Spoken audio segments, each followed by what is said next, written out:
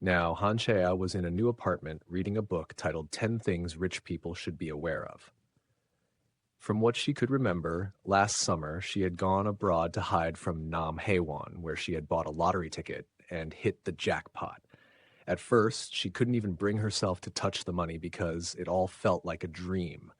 But after some time, she bought an expensive house. Even now, she still wondered what rich people did and how they looked while sitting, just like Park Yoon-soo.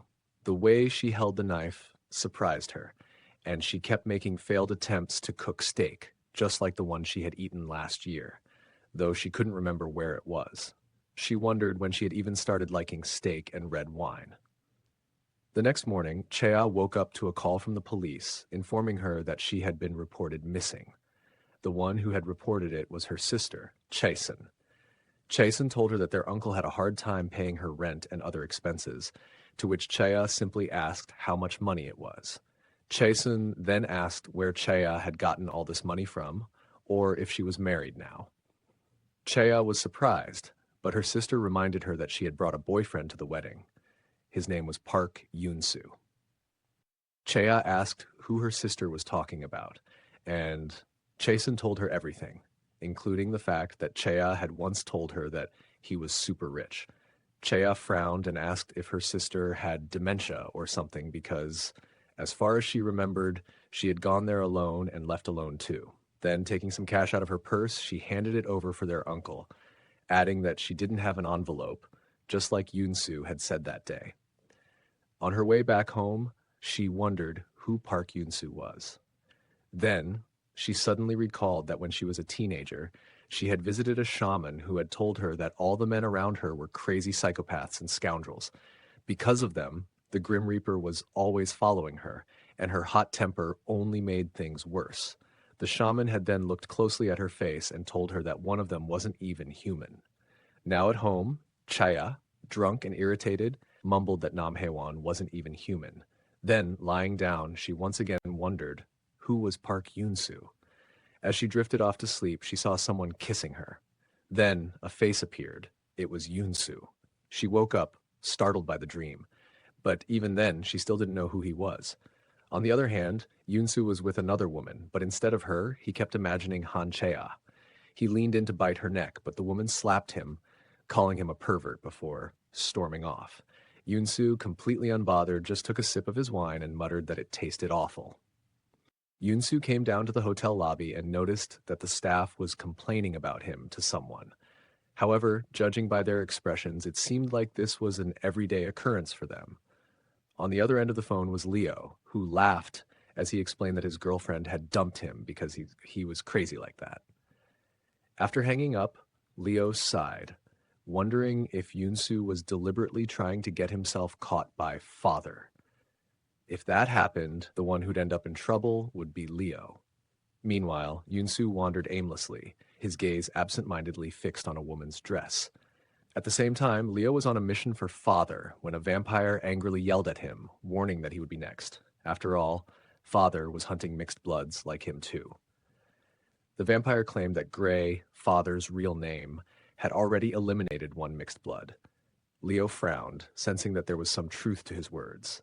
It seemed like Father was trying to eradicate the remaining vampires who were hostile toward him, pulling them out by the roots. The vampire's words continued to nag at him. Finally, Leo decided to seek out Yoon-soo. Upon seeing him, Yoon-soo commented that Leo smelled like a dog. Leo smirked and shot back, calling him an old fox. Then, without wasting time, he got straight to the point. He needed Yoon-soo to meet Han-chea. Yoon-soo dared Leo to say that again, and before Leo could explain, a punch landed squarely on his face. When he woke up, he was in a different room with Yoon-soo. Leo tried to joke around, saying they shared a bond, but Yoon-soo didn't even react. Instead, Yoon-soo calmly offered him some tea. However, the look on his face was so suspicious that Leo immediately poured the tea onto the floor instead of drinking it. Ignoring this, Leo repeated his request for Yoon-soo to meet Han-chea. Yoon-soo flatly refused, stating that he had erased all of her memories. At this, Leo became visibly irritated, calling him an idiot and a fool, but Yoon-soo simply responded that he wasn't interested in her anymore, while discreetly covering a knife with his own blood. Leo then revealed that Chaya knew how to hurt father. Noticing Yunsu's surprise, Leo smirked and mockingly remarked that Yunsu and Chaya really didn't trust each other. He continued, pointing out that Yunsu also had no idea how Gurim was doing. Yunsu, unfazed, replied that he was sure Gurim was doing fine, and then called Leo shameless for daring to show up in front of him. Leo scoffed and explained that Yunsu could simply bring back Chaya's memories since they weren't actually erased, just suppressed by hallucinations. If they did that, they could get the information they needed about father. And in return, Leo would help Yunsu get Gurim. Leo didn't even get to finish his sentence before Yunsu grabbed his face and pinned him down onto the floor. Pressing the blood-stained knife against Leo, Yunsu revealed that the real reason he had been causing a scene at the Ho every day was to lure Leo out. Leo, struggling beneath him, told Yunsu not to put all the blame on him, since Han Chaya was the one who left on her own. At those words, Yunsu threw the knife aside, saying that none of it mattered anymore. Then, stepping back, he coldly told Leo to get lost and never touch anything again. Meanwhile, in another location, Gurim attacked a man before turning to father and reporting that the experiment had failed once again. Gurim's shirt was covered in blood, and he looked depressed as he walked back after the experiment. He seemed troubled by what he had just done with his own hands. Meanwhile, Rose was on the phone with Leo. As Gurim walked in, Leo asked if she had told him that Yunsu was still alive. She replied that she couldn't do that right now, as both of them could be in danger. After the call, Rose turned to Gurim and asked if he was okay and how the experiment had gone. Gurim told her that this time the subject was a human, but he had been asleep for most of it. When she asked what had happened to the human, he simply responded that he had ended him. The smile on Gurim's face as he said this unsettled Rose. Then, he suddenly asked if she had been talking to Leo and whether they were close. Rose replied that they were like siblings. That night, Gurim was as downhearted as usual. Then he remembered what Rose had said earlier. In the middle of the night, he went into her room, surprising her. He told her that he couldn't sleep and asked her to hold him. On the other side, Chea was feeling bored now that she was no longer working. She wondered if she should meet someone, and her dream from before popped into her mind. Embarrassed, she wondered if she was so lonely that she had such a dream. Suddenly, something caught her attention, and she stopped her car immediately. It was the cathedral. She had found it by chance. Seeing how she always goes to the cathedral without hesitation, it was clear that she and Yunsu were truly tangled up and bound to each other. As soon as she entered, all the ladies surrounded her, exclaiming that it had been so long since they had last seen her. Then, they asked if she was married and on her honeymoon with Park Yunsu. Chaya was confused by their questions, and seeing her reaction, they all assumed that she and Yunsu had already broken up. So, they took her with them, reassuring her that everything was going to be fine and that they would help her find young bachelors. They introduced her to a man named Gemino, but both of them couldn't have been more uninterested. As she sat there, she wondered why everyone kept mentioning Park Yunsu and who he even was. Meanwhile, lying in his bed, Yunsu recalled Leo telling him that Gurim thinks he is dead. He lost it when he heard it, and that he wasn't the same as before. Before anything happened, Leo had continued, "Shouldn't they save him?" Back in the church, Chaya and Gemino started talking about a game she was playing. The ladies at the back were also gossiping about them. Just then, Park Yunsu walked in. He saw the two of them having a conversation and silently took a seat just behind them, staring at them. Of course, the ladies started gossiping about this too, saying that Yunsu hadn't forgotten about Chaya. However, it didn't seem like he was planning anything. He angrily stared at the guy, then at her. Chea sensed it and looked back, only to see Yunsu praying with his eyes closed. Yunsu was surprised at himself. This wasn't the conviction he had come here with. When Mass ended, Chea had lost her money to Gemino in the game, which pissed her off. She then walked out, and Yunsu followed behind her. As he walked, he thought that bringing her memories back was no big deal. He was simply putting them back. Either way, Gurim was all he had left now, and this was for his sake. He got close to her and was about to do it when suddenly a strong wind blew in their direction. Chaya lost her balance and was about to fall, but Yunsu grabbed her, stopping her from falling. He thought to himself that facing her like this was never part of the plan. Chea angrily asked what he thought he was doing. He replied that he had simply caught her as she was about to fall. Chea thought, but who holds someone like that? She then confronted him, saying that he had been staring at her from behind during Mass. With a straight face, Yunsu simply said, yes. So she asked why. He replied, just because. His answer didn't satisfy her, but she felt she shouldn't be talking to him in the first place. Deciding to ignore him, she turned around to leave, but Yunsu stopped her, saying she had forgotten her glasses. He came really close to her to put them in her pocket, all the while wondering what he was even doing. He should have brought her memories back by now. Chaya, on the other hand, thought, what's wrong with him? Is he a stalker? But then, looking at his face, she suddenly remembered her dream. Her face turned red at the thought of it, and she hurriedly walked away, embarrassed. Yunsu was left extremely surprised by her behavior. In her car, she thought, the two of them don't even look similar. It's just handsome person 1, handsome person 2, besides the guy from my dream looks worse. She started driving, but something suddenly bumped into the car. She got out, only to see that it was Yunsu. She asked if he had gotten hit by the car, and he replied that he had gotten hit by her car. With a smile, he asked, so, what are you going to do now? Chea offered to take him to the hospital or provide some kind of compensation, but he said he would let it slide. Instead, he mentioned that he had a lot of work to do, but now he was hurt. So he asked her to stay with him for the day, thinking that they should just stay like this, for one day. In the next scene, Chea and Yunsu were playing cards, while Chea thought to herself, he said he had work to do. Is this even work? On top of that, she kept losing, one round after another. She asked him about his work, and he casually replied that going to cafes during the day was his job. As they started another game, Yunsu mentioned that Chea had a habit of frowning before lying.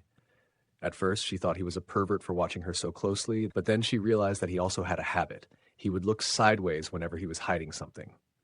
This time, Chea won the game. Her smiling face was more than enough to make Yunsu feel shy, and he found himself wondering what he should do. Chea thought that his so-called job was obviously a lie. All he was doing was playing games and having dinner with her. Maybe he was just bored and wanted to kill time, or maybe he really was a pervert. But surprisingly, he seemed like a distant person. On the other hand, Yunsu was struggling, because all he wanted right now was to kiss her like crazy and crush her in his embrace until she couldn't breathe. Chaya suddenly noticed blood on his forehead and reached out her hand, but he smacked it away, telling her not to touch him. She was startled. Later, when the day was over and Chaya was about to leave, she heard Yunsu say her name. At that moment, she realized something. She had spent the whole day with him without even knowing his name, doing things she normally wouldn't do. So she turned around and asked for his name. Yunsu was surprised. "Are you curious about me?" he asked. Chaya replied, "Yes," while thinking that she had been acting very strangely today. Yunsu was surprised again, then let out a small laugh. She wondered if she had been wrong to ask for his name. Then, finally, he told her, "My name is Park Yunsu." Chaya froze in shock. At father's house, Gurim was trying to make a move on Rose, but all she could do was laugh, thinking that the dead would jump out of their graves since she was really close with his dad. She asked if he was the same age as that kid, meaning Leo. As soon as she said it, Leo climbed in through the window to surprise her. Seeing the scene in front of him pissed Leo off, and the two of them started arguing. So Rose just told Gurim to leave. Leo warned her that Gurim could be trying to get close to her to harm her. She considered the possibility, then looked at Leo and said that was his story. When they were kids, they used to call Rose the ruthless witch who ate children, as all the children were brought in for experiments for her sake. One of Leo's friends came up with a plan to end Rose. Leo went inside her room with a knife while the friends stood watch. Suddenly, father knocked on the door, asking to come inside. Before Leo could even move, Rose grabbed him from behind. When father entered and asked if she was alone, she casually replied that of course she was, while she hid Leo underneath her blanket. Father left without questioning anything, but she knew he was only pretending not to notice. Then she spanked Leo as punishment while holding him upside down, warning him not to take their pranks too far, otherwise they would really die.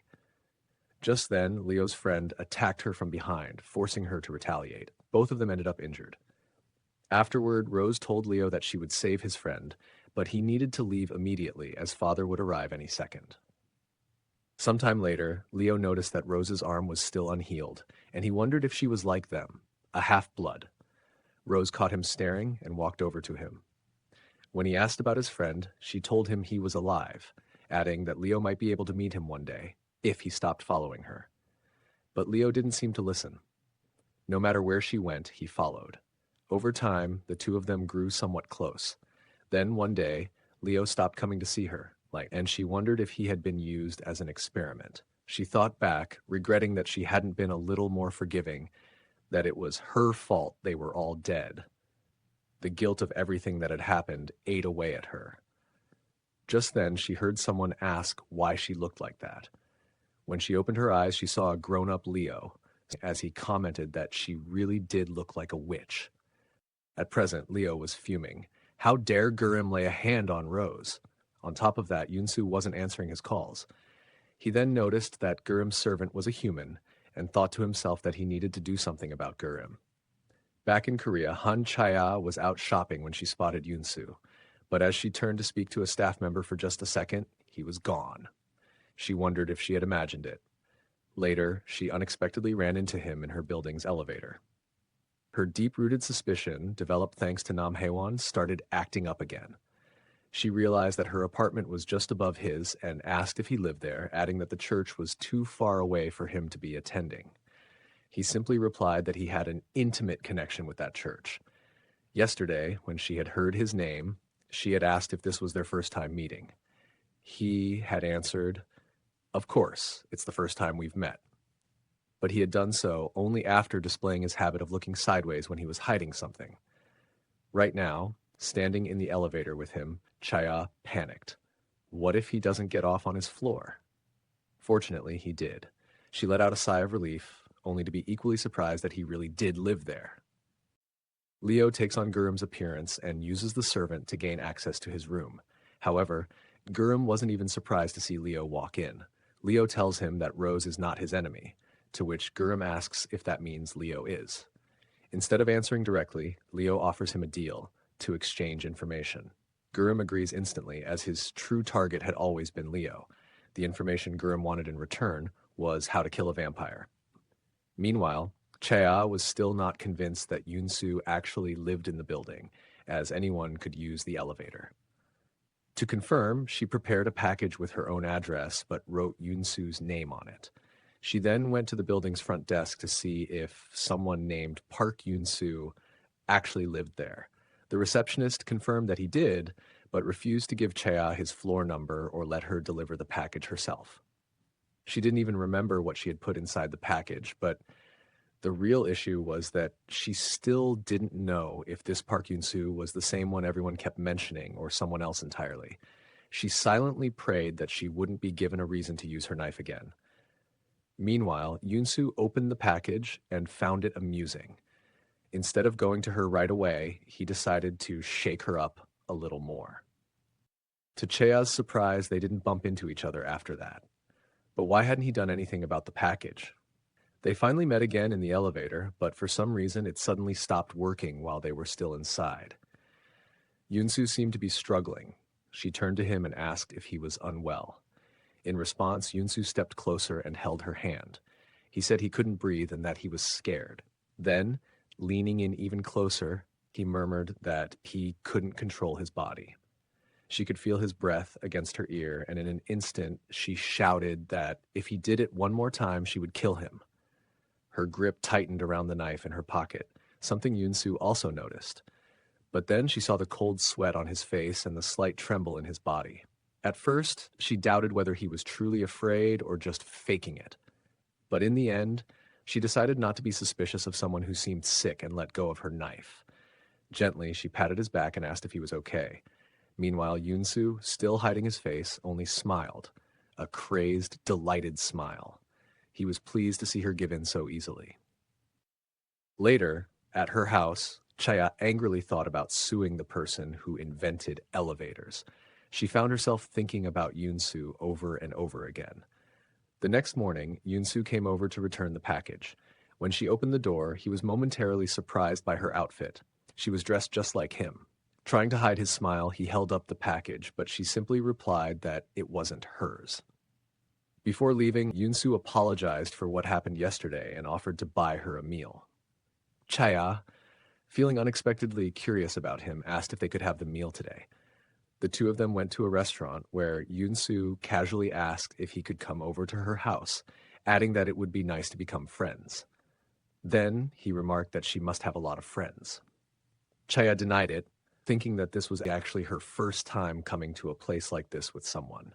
Yunsu then said he would be her friend, joking that as long as she didn't hit him with her car again, they'd be fine. Oddly enough, Chaya was having fun. It had been a long time since she'd felt this way, and it surprised her. She didn't even know what exactly she was feeling. Then, out of nowhere, Yunsu asked if she liked him. If not, did she hate him? Chaya was caught off guard. She told him that she basically hated people, but why was he even asking? Then she turned the question back on him. Did he hate her? Yunsu replied, no.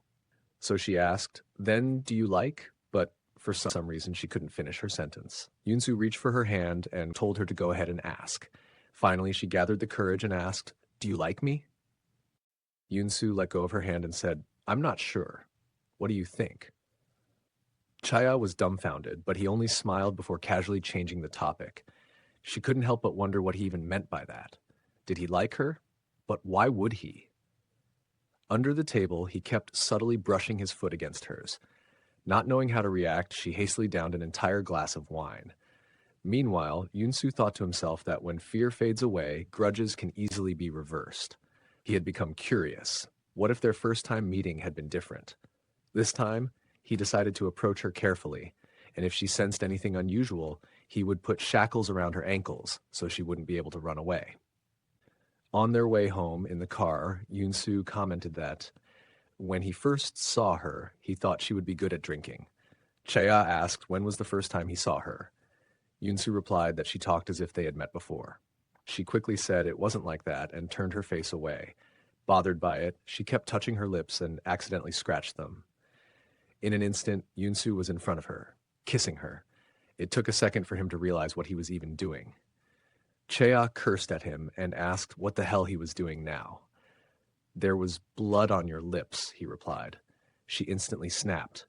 So what? Why would you lick it? Yunsu just apologized, thinking that he was screwed now. It had been a while since he had smelled her blood, and he couldn't control himself. Chaya called him a pervert and ordered him to get out of the car. He argued, I was just wiping something off your lips. Furious, Chaya grabbed his collar. If you clean using your lips, why not wash the whole car then? She was so close to his face that he had the urge to kiss her again, but held himself back. She pushed him away, ranting, do you want me to lick your blood too? What am I, some kind of vampire? The irony of her words made Yunsu chuckle, and before she could react, he used his power on her, making her unconscious. Just then, the driver announced that they had reached their destination.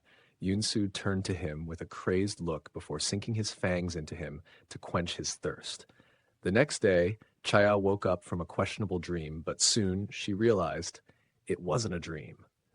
According to her memories, they had dinner, and then in the car, they kissed. And worse, she was the one who started it. The embarrassment nearly drove her insane. She took a deep breath, trying to calm herself. There's no way that actually happened. Just then, she received a call from someone regarding Nam Haewon. It was one of the ladies from the church who called her.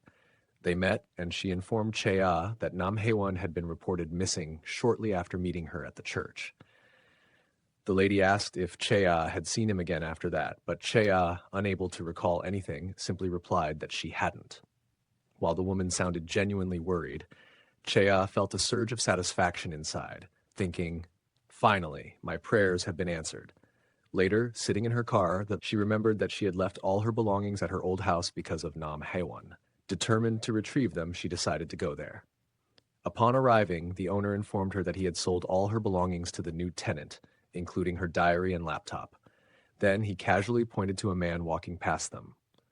To her surprise, the new tenant was none other than Jimino, and he was now in possession of her laptop. Chea asked Jimino for her laptop, offering to pay for it. He told her that the laptop was broken and that he had never used it. She then inquired about her diary, so he handed her the entire box to look through. After searching for a moment, she found it. But before she could leave, Jimino reminded her that she needed to pay for it as well. Reluctantly, she paid for her own belongings. However, contrary to what he had said, her laptop was working perfectly fine. Back at her house, she opened it and watched the clips she had previously downloaded from the dashcam. One of them showed a man vanishing into thin air inside her taxi. She couldn't believe what she was seeing, nor could she recall any of it happening. Then, she checked the deleted files and found footage of herself attacking the manager in front of Yoon-soo's mansion. In shock, she immediately shut the laptop. There was no doubt that it was her. She checked again and saw that she had been speaking to someone, perhaps an accomplice. No matter how hard she tried, she couldn't remember anything. Her mind began to go numb with fear. Then, flipping through her diary, she found a slip of paper tucked inside with an address written on it. Without hesitation, she decided to go there by herself. She was standing right in front of the house, but had no idea what to do next. The air felt suffocating, and she suddenly wanted to talk to someone, so she called her sister, Chasen. During their conversation, Chasen mentioned that she had left in September, not July, which was what Chaya remembered. She wanted to tell her everything, but was afraid of being treated like a crazy person. She considered mentioning the video, but hesitated, fearing that her sister might betray her again. Instead, she simply said that her memory had been really bad lately. Chasen casually replied that she even forgot her boyfriend's name, Park Yoon-soo. Hearing that name, Chea froze. In the video, the man she had been talking to, she had called him Park. Finally, she made up her mind and stepped inside the house. It was covered in dust, and as she moved, she accidentally knocked over a glass, breaking it. She turned around at the sound, and right in front of her was Park Yoon-soo staring at her. "What are you doing here?" he asked. Chaya was shocked, and Yoon-soo asked if she planned to stay on the floor.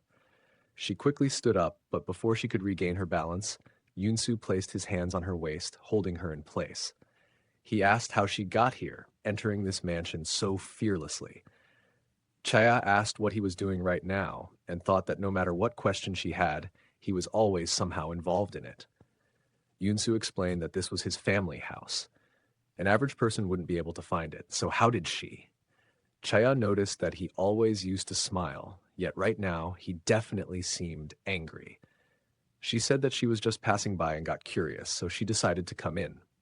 She asked if she could take a look around, but Yoon-soo immediately stopped her, saying that he would show her around himself.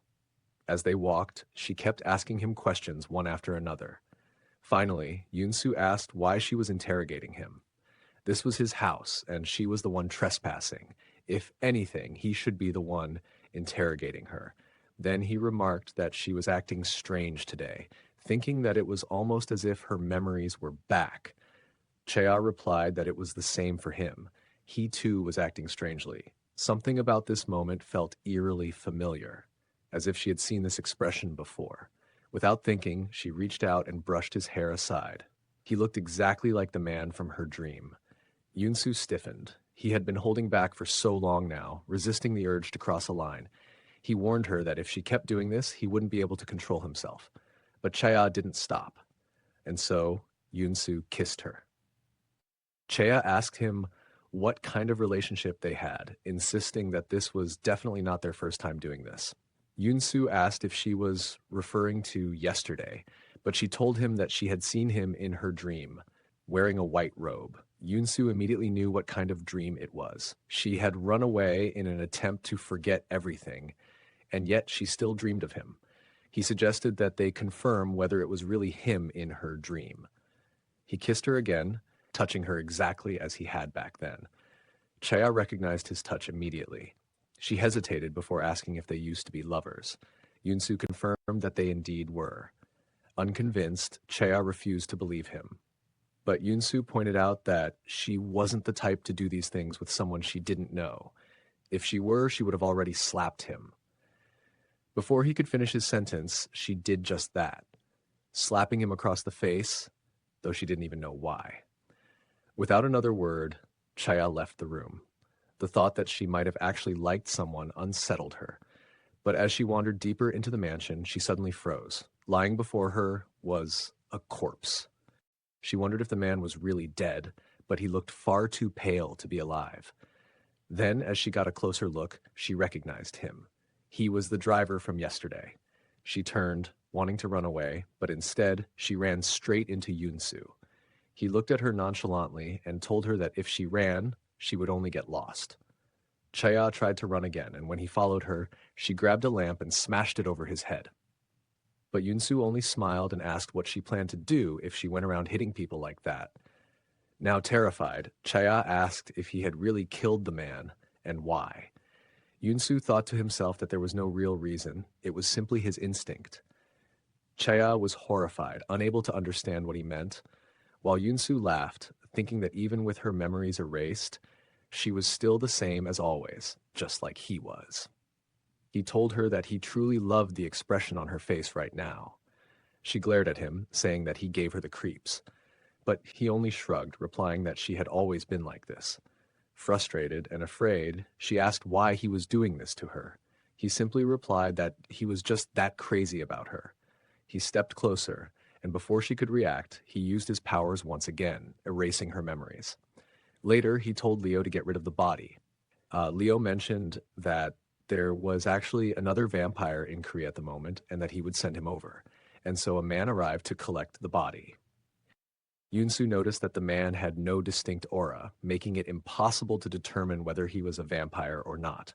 Meanwhile, the man, who was actually Gemino, recognized Yunsu as a vampire right away.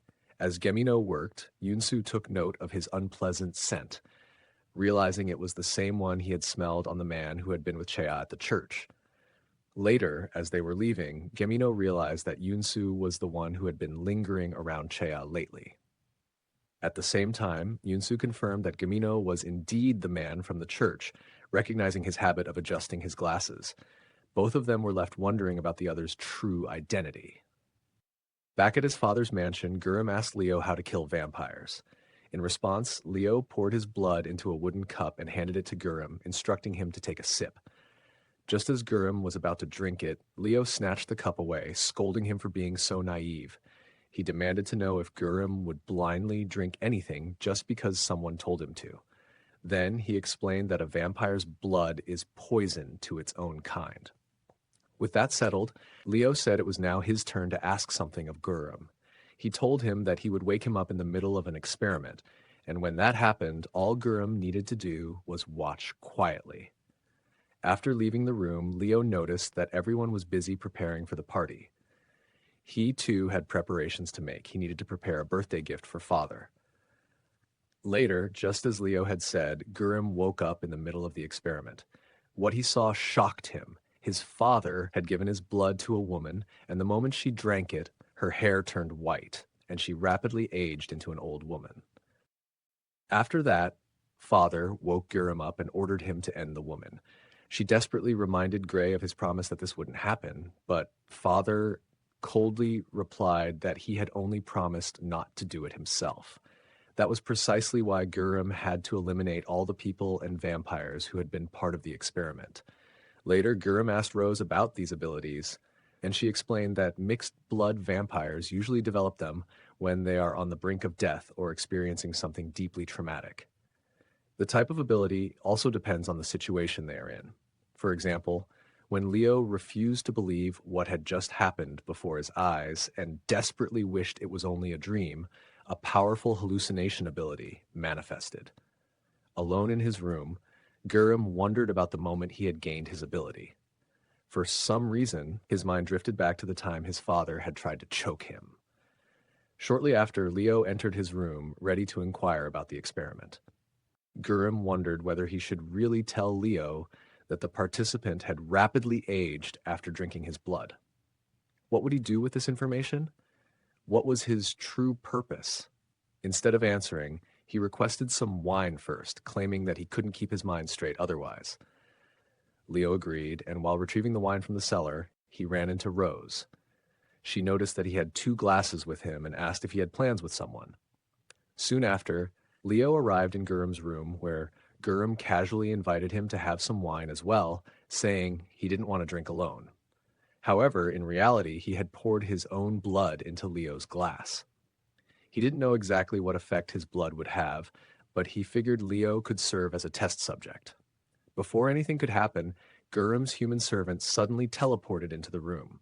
He had recently been turned into a vampire, so Leo congratulated him on becoming an official hire. Then, to celebrate, he handed him his own glass of wine. The boy immediately began drinking it, and Gurum panicked. But before he could stop him, Leo intervened, asking what the problem was. Wasn't it just a glass of wine? Earlier, in the wine cellar, Rose had actually warned Leo about Gurum. She had told him that recently, Gurum had been mimicking Park Yun-soo. Knowing Yun-soo's personality, Leo immediately suspected that there was something in the wine. Now, grabbing Gurum by the collar, he demanded to know what he had put in his drink. Meanwhile, the boy had already finished the entire glass. The 2 of them stopped, and Gurum angrily demanded to know what Leo had just said about him putting something in his glass. Leo laughed, brushing it off as a misunderstanding on his part, but Gurum, still agitated, smacked the glass away. As the servant cleaned up the mess, Leo wondered if his suspicions had been unfounded. If there really had been something in the wine, the servant, being a vampire, would have died by now. On the other hand, Gurum was just as perplexed. If his blood had the ability to accelerate aging, then why hadn't the servant changed? Wasn't that supposed to be his power? Just then, both of them noticed something strange. Leo suddenly grabbed the servant's hand. He questioned why his wound wasn't healing. Meanwhile, Chea had gone to visit her sister. She had drawn a rough sketch of Yun-soo's face and asked Chasen to confirm if that was what he looked like. However, her efforts were in vain. Her drawing skills were terrible, making the sketch unrecognizable. Chasen then invited her to a small family gathering, asking if she felt lonely, but Chaya immediately refused, insisting that she didn't want to see any of their relatives. Suddenly, Chasen told her to look behind her. Before she could turn, Yun-soo leaned in close from behind. He asked what she was doing there. Chea was a bit taken aback, but Chasen casually greeted Yun-soo. So Chea asked if she knew him, and her sister replied that he was the very person she was looking for. Yun-soo smirked and commented that they had just met last night, adding that they had quite a bit of fun together. But Chea quickly changed the subject, reminding him that they had a dinner date today, and with that, the 2 of them left. According to Chea's memory from last night, she had decided not to go inside the mansion. Instead, she went to a pub for drinks, where she met Yun-soo. They kissed, and she even slapped him. Moreover, it was now confirmed that he was the same Park Yun-soo that everyone kept talking about. So, she asked him, how did her sister know him? Apparently, he had also attended the wedding. And what about the women from the church? Yun-soo simply replied that it was because he went to church regularly. What about my sister? She pressed, but Yun-soo remained quiet. Chea continued, earlier, you said it was our first time meeting. Now you're saying we used to be lovers. Since when have you been lying to me? Yun-soo asked why she was questioning him when she was the one who couldn't remember.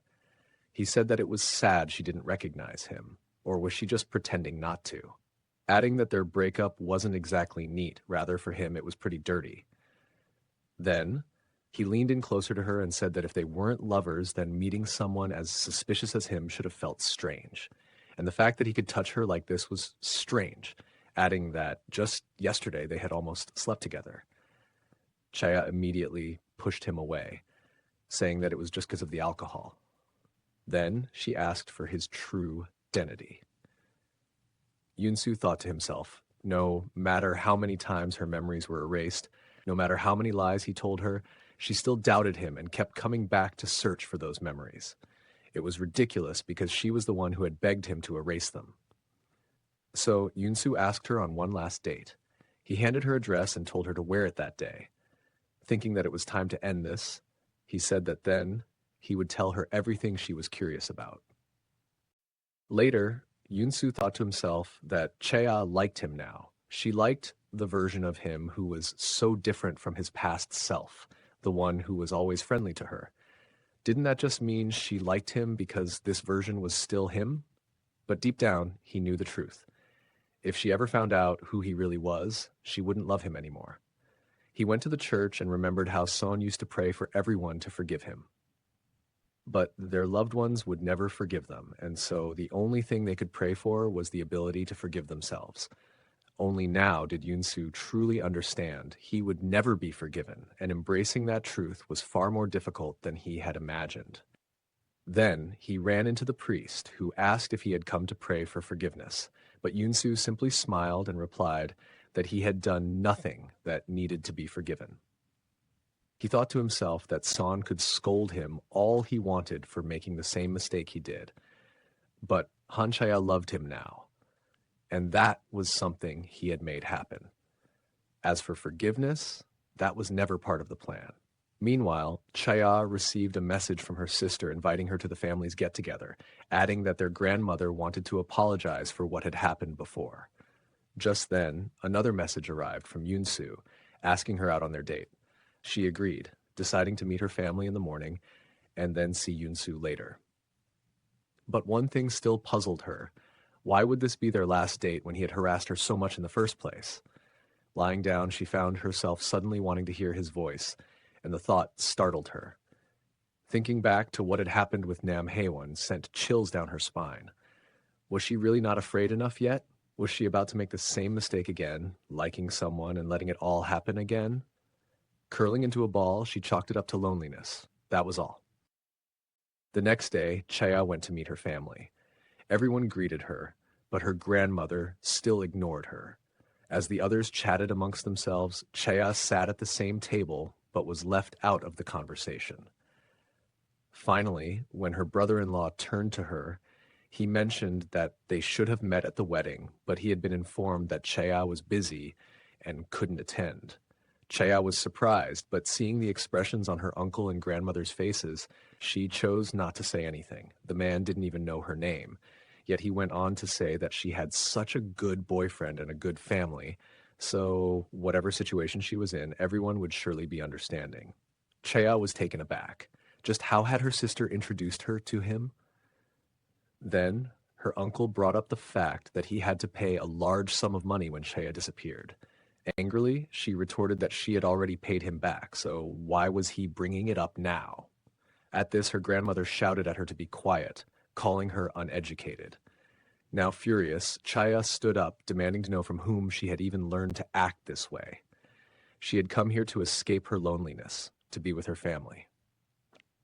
But this family, where one person acted like she didn't exist, another treated her like trash, and her so-called brother-in-law didn't even know her name, she turned to Chasen and asked why she had even invited her.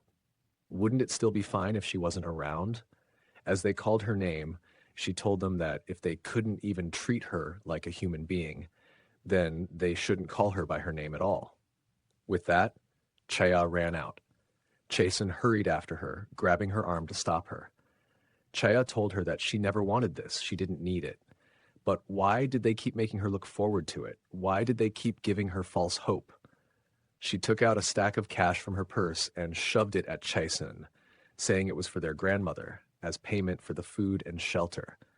She admitted that she didn't want to settle things with money, but she didn't know any other way to end this relationship. Chasen asked if she was really cutting ties. Chaya replied yes, that with this money they were now strangers, just like everyone else. On her way back, she thought to herself that she had finally broken free. But rather than feeling relieved or happy, she was in unbearable pain. If someone had been around her, she would have burst into tears like a child. But because she was alone, she considered herself lucky. Just then, she noticed Yunsu standing beside her, holding an umbrella over her in the rain. Chaya thought to herself, if this was going to be their last date and they were going to be strangers afterward, then what was the point? With that in mind, she stepped out from under the umbrella. Yunsu stopped her, asking what was wrong, but Chaya simply told him to leave her alone. She stepped into a puddle in an attempt to get away from him. only to recoil and step back.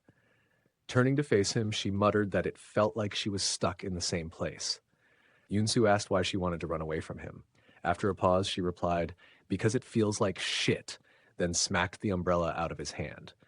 Yunsu, amused, wondered why they were always like this, trapped in repetitive situations. People often said that the first time was always the best, but with them, it was never that simple. Chaya continued, saying that her mind was in turmoil because she had already fallen in love with him. Yunsu thought to himself, so she realized she liked him, and that's why she was in such a bad mood? Everything was going according to plan, so why did it feel like things had gone so wrong? Then suddenly, Chaya grabbed him by the collar. "I'm lonely," she said, before pulling him into a kiss. Yunsu was momentarily surprised by what had happened, but he kissed her back. Then, without warning, he teleported them to a house. He kept her eyes covered, preventing her from seeing anything. He thought about how people said love was two people walking in the same direction, but for them, it felt more like they were tangled together, like they were trying to strangle each other. Then, he asked her, "You said you liked me, so can you stay with me for the rest of your life?" He led her to a seat, guiding her to sit down. In front of her was a wine glass. He told her that if she decided to drink it, then they would be together forever. He brought the glass close to her, asking if she really thought this was their last date. He had mixed his blood into the wine. When a human drinks vampire blood, they also become a vampire. Yunsu thought that Chaya liked him now, so she would definitely drink it. For humans, forever was just a word, a sweet candy to swallow, so there was no reason for her to refuse. He told her to hurry up and drink, thinking that she had always taken the wine without fear before. He promised to stay by her side forever. But to his surprise, Chea refused. She said that she liked him and wanted to be with him, but she wasn't foolish enough to promise forever to someone she still didn't fully understand. She continued, saying that if he knew more about her, maybe he wouldn't like her anymore, because the people who truly knew her all hated her. Still, she thanked him for the drink, wiped her tears, and was about to drink the wine. At first, seeing her still willing to drink it, Yunsu smiled a little. Then his expression changed. His eyes turned yellow in anger, and he suddenly knocked the glass from her hands. Chea gasped. "What are you doing?" Yunsu said. "The first time is always the best. When I knew you and you knew me, that was the best. Is this what you're trying to say right now?" Chea noticed the color of his eyes and immediately tried to run. She stumbled over the broken shards of glass on the floor, and suddenly memories of when she had come to the mansion flooded her mind. Shocked, she wondered, had she been to this house before? Then, looking out the window, she recognized the mansion. Only now did she question, when had she even come here? They had been outside in the rain just moments ago. Frantically, she searched for something in her bag, but when she turned around, Yunsu was already standing behind her. She stared at him, realizing this was the true face of the person she liked. As he moved closer, she gripped the silver knife in her hand and struck him with it. More and more memories rushed back into her mind, until finally, all of them returned. And as they did, she repeated the words she had once spoken. If she ever liked him, she would hate herself. Yunsu greeted her with a "long time no see." Chea asked why was he in front of her again, and Yunsu replied by asking back, "Why? You said you liked me too." Chea commented that fooling around with a person who had lost her memories must have been fun for him. He argued that she liked it too, even asked him to be with her. Chea smacked him away, asking why he kept coming back. He said he would let her go, so why does he keep showing up again and again? Time and time again, he pretended to let her go, then came back. Why? Yunsu replied that the one who pretends to let go and keeps coming back is actually her. Tears fell from Chea's eyes as she asked why he made her like that. Yunsu stepped a little closer and asked what she meant, but Chea pushed the knife even deeper into him. She told him not to be curious because it was all a lie. She warned him that if he tried to change her life even one more time, she would hate him for the rest of her life, and he would have to live with that. After that, Chea left, and because of the silver knife, Yunsu couldn't follow her right away. Han Chea was running barefoot in the rain, crying over everything that had happened. Then she noticed that the choker from the dress Yunsu had given her had fallen onto the road. She decided to pick it up, and just as she bent down, she saw a truck about to hit her. Yunsu was still in his room, but he could still sense where Chaya was going. Then, all of a sudden, he sensed a lot of blood. He reached her in an instant, but by then she was already lying in a pool of her own blood. He tried to lift her up, but she was in too much pain, so he let her lie there on the ground. His mind flashed back to the day he had begged Father to save his mother. When Father refused, Yunsu had dropped to his knees and begged him to turn him into a vampire so he could save her himself. Father had asked if he really believed his mother would be happy if he saved her by turning into a vampire. Not fully understanding his words, Yunsu had replied, "Of course she will be." So Father had agreed, saying that this kind of loneliness must be seen and experienced to be understood clearly. It had been a long time since Father used his own blood, but that day he gave it to Yunsu, calling him a foolish child. As expected, Yunsu's mother had refused to be saved. Instead, she had told him to live and to find happiness one day. He now remembered her words clearly, that she would rather die than become a vampire. He remembered San, who regretted becoming a vampire. And finally, he remembered Han Chaya, who had just said that if he tried to change her life one more time, she would hate him for the rest of her life. But then his expression changed. Forgiveness? He didn't need it. He bit his lip and fed her his blood.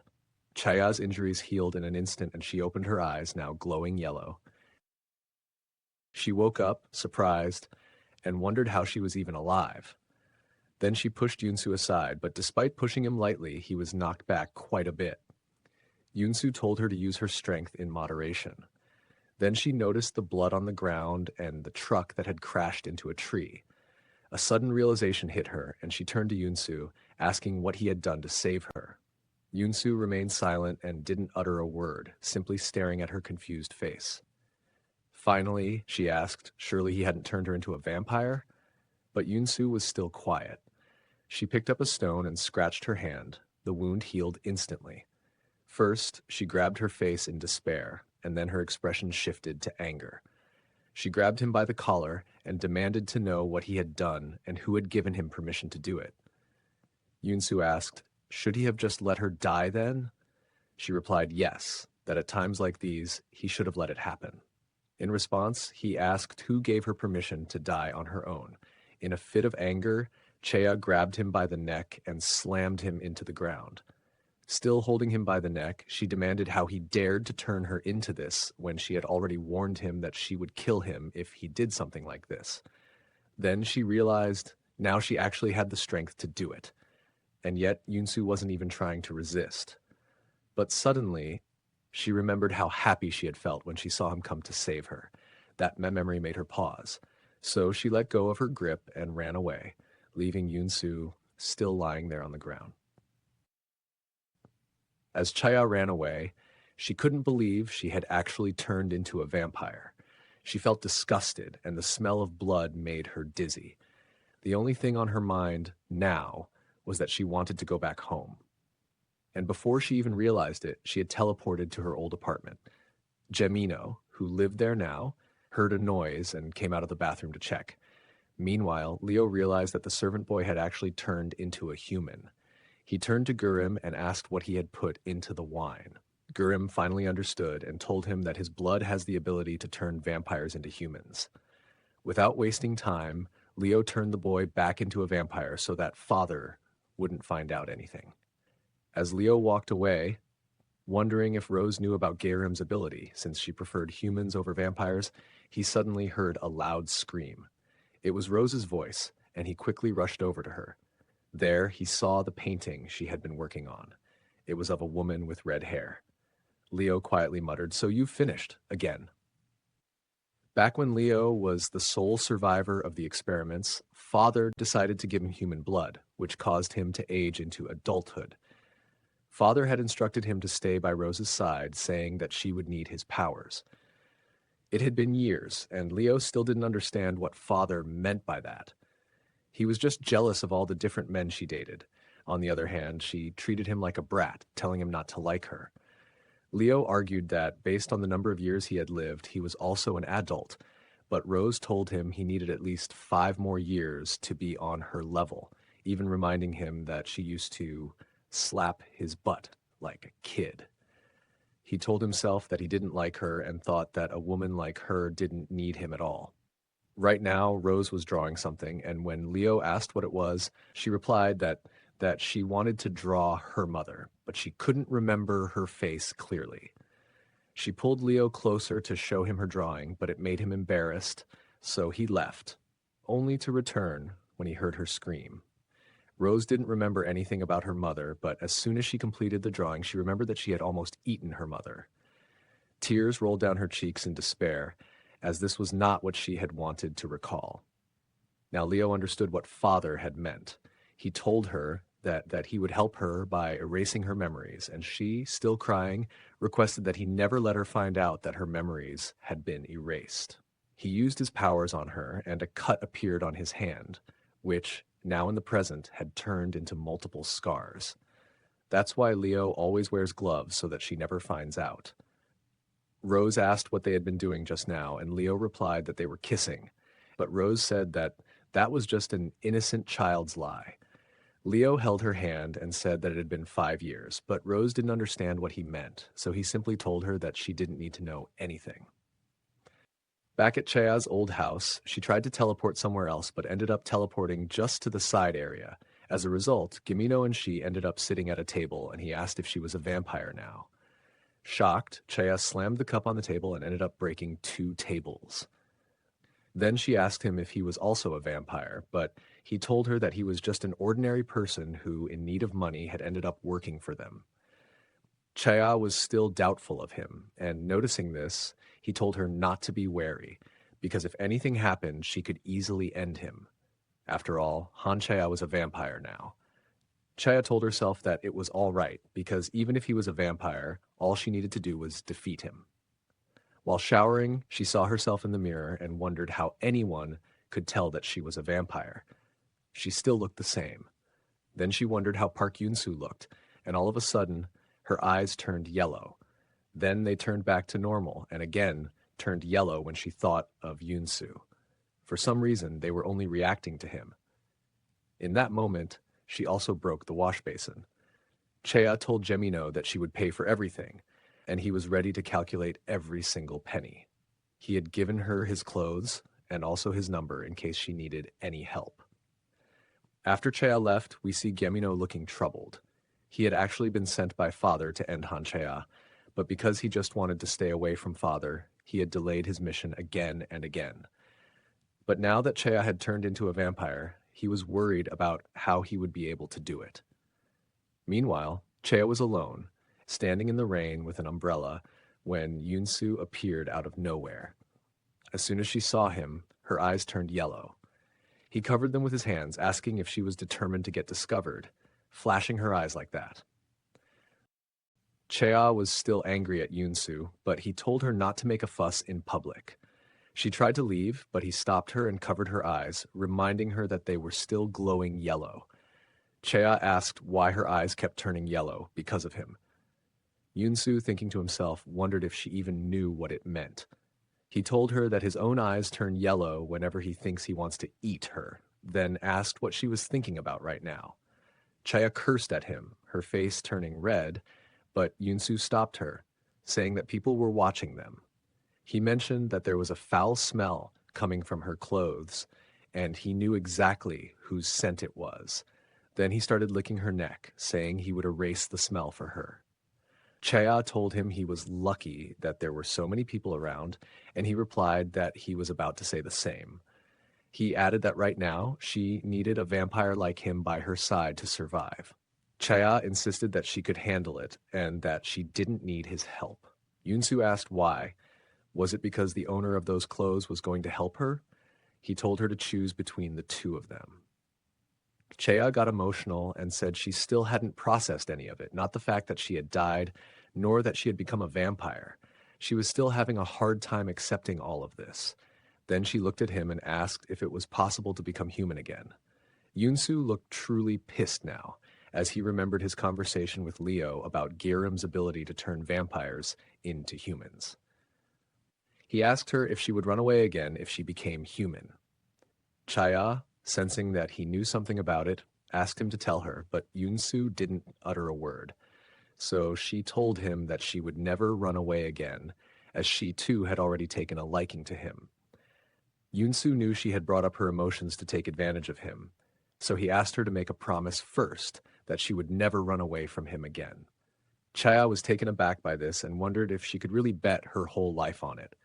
Seeing this, Yunsu just started laughing. He told her that such a thing didn't exist, though it was an interesting idea. When Chaya got angry at his response, he twisted her words around and asked what the problem was. Hadn't she already said she liked him? So wasn't it a good thing, the two of them living happily together? Chaya tried to leave again, but Yunsu grabbed her hand. He told her that he would come soon to pick her up. She replied that she would never choose him, but Yunsu told her that she had no other choice. Then the two of them walked away in opposite directions. Somewhere else, Gemino was working when someone asked if he was sorting out trash at that hour. He looked up, and it was Yunsu, who said that he too had come there to sort out some trash. First, he sniffed Gemino and then asked what his relationship with Hanchea was. Gemino replied that they knew each other from the church and sometimes chatted. He noticed that Yunsu's expression grew more and more angry, and thought since Yunsu had only recently started hanging around Chea, he probably didn't know much about her life. So he said that he and Chea were in love with each other.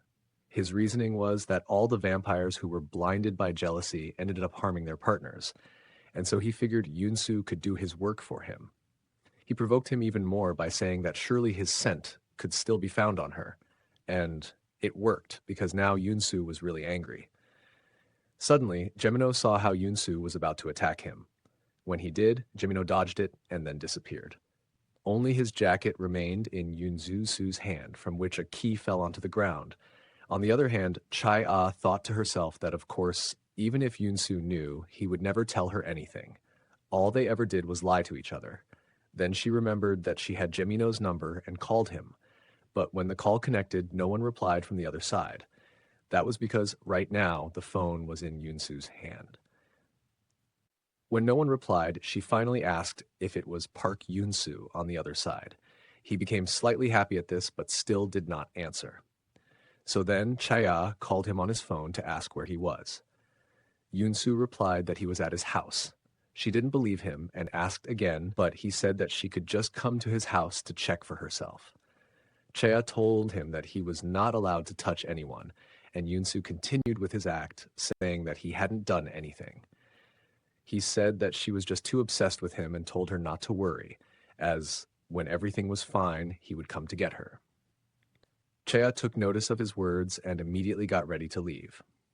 Earlier, when Yunsu had reached Gemino's house, Gemino was hiding in the closet, and when Yunsu was about to open the closet door, Gemino quickly teleported behind him, took his new phone, and disappeared. He then called Leo to ask for Chea's phone number. At that time, Girim entered the room and heard Chea's name, so he asked Leo if Han Chea was still alive. And what about Yunsu? Chea could not have survived on her own, but Leo just told him that Yunsu was already dead. Back in his room, he wondered how she could have survived and then thought that maybe she had it in her to run away. Then he realized that Leo's job was to eliminate people, so the other person might be the same, which meant Chea was in danger. But right now, he couldn't do anything and felt completely powerless. Then the servant boy came into his room. Seeing Girim so down, he said that if Girim was that tired, he should try running away. He told him about himself, that back home he was beaten every day, so to survive, he ran away barefoot. If it weren't for him, his family would have starved to death. So if they saw him now living so cozily, they would probably end him or smash his ankles. He risked his life to run away and continued that it's not a cowardly thing. It takes a lot of courage to run away. Next, we see Girim waking up from the experiment, and he was shocked to see that this time the test subject was his servant boy. Father told him that he already knew what to do, and so Girim walked toward the boy.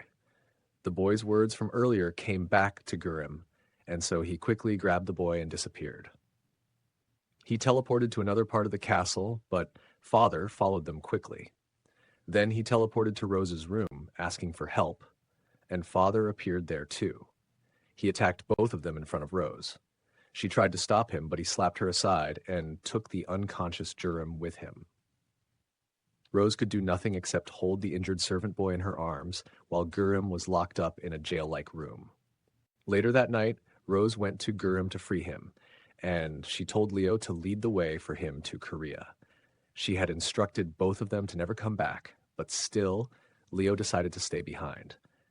Then, all of a sudden, Gurren attacked Leo with something and quickly teleported to the ship. Looking at Leo, he smiled, as it was a little revenge for what he had done to Yunsu.